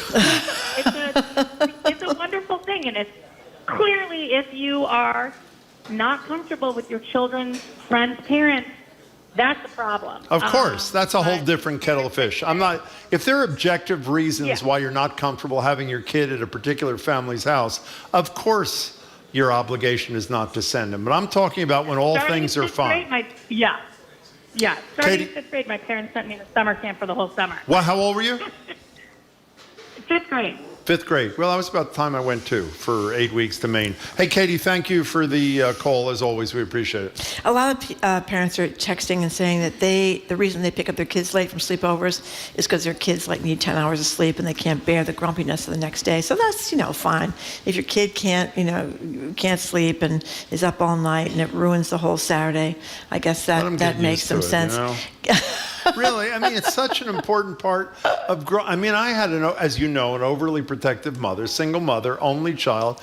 But I don't remember that much from my youth. I remember how much I loved these sleep. They were really, you felt like this great sense of grown-upness and independence. And it's a horrible thing not to have, I think. Gail from Needham, thank you for calling. Hey, Gail. Well, thank you. Thank you for having me. This is heartbreaking to me that sleepovers have become questionable. I mean, my daughter is 41 now, but we had sleepovers by the age of 7. But around 7.5, she went over a friend's house, parents that we knew, and we didn't know their habits and everything, but I had to go over and pick her up at 10 or 10:30 at night, because they insisted she brush her teeth before bed. And their daughter did it, and now she had to do it. Oh, okay. Yeah.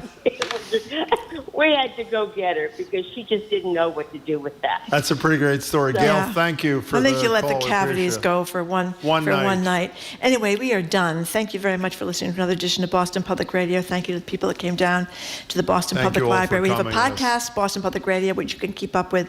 We have one 3 hours and one 30 minutes called Boston Public Radio. On Monday, Martin Luther King Day, we're going to be live. The Reverend Irene Monroe and Emma G. Price III will be with us. The NAACP's Michael Curry, Ron Mitchell from the Bay State Banner, food policy analyst Corby Cumber, and our transit panel, Jim Aloisi and Stacey Thompson. We want to thank our crew, Zoe Matthews, Aidan Conley, Nicole Garcia, Hannah Loss, our engineer, John the Claw Parker, our executive producer, Jamie Bologna, who only spent 3 hours locked in the men's room this week. Special thanks to BPL team, Maddie Geyer, Matthew Glover, Stephen Clifton, Sandra Lopez Burke, and Carly Cochran. Now, we have a little special treat before you go. Before we hand it over to the Culture Show, our staff, who I guess, Marjorie, have nothing better to do, put together a montage of what they say are some of our finest recent moments on the air. Here it is. You've never seen a bear behind with dimples on the sides? I Excuse me, yes or no? no. Okay. I've seen many. Many. Many. You want to see people, but then You see me every day. I do, Jim. But And your point is what? I know there are other people in the world. That was a very clever one.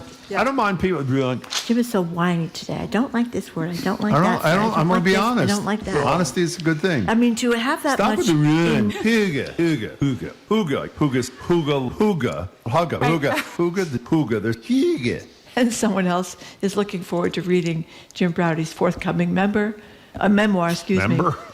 Whoops. To the north Susan in Contituate? No, Contituate. Contituate? Yeah. Okay. What do you think, Susan? Contituate. The perfect male buttock. Now, is it buttock or is it buttock? I don't know. Would you say? I don't know. I'm not sure, but I'm just going to say but. But. Okay. That's the end of us for this week. I'm really proud. All right? Have a wonderful weekend. Have a Thank you all wonderful for weekend. coming. We really appreciate it. Thank you very much. Stay tuned. See We're you going to on the Culture Monday. Show. The Jerry Bowen, Callie Crossley, and Edgar B. Hort III follows us. And we're going to be back live on Martin Luther King Day on Monday. Hope you have a chance to tune in. Meanwhile, have a great weekend. I'm Marjorie Egan. I'm Jim Browdy. And thanks again for listening today. And thanks again for listening every day. Bye.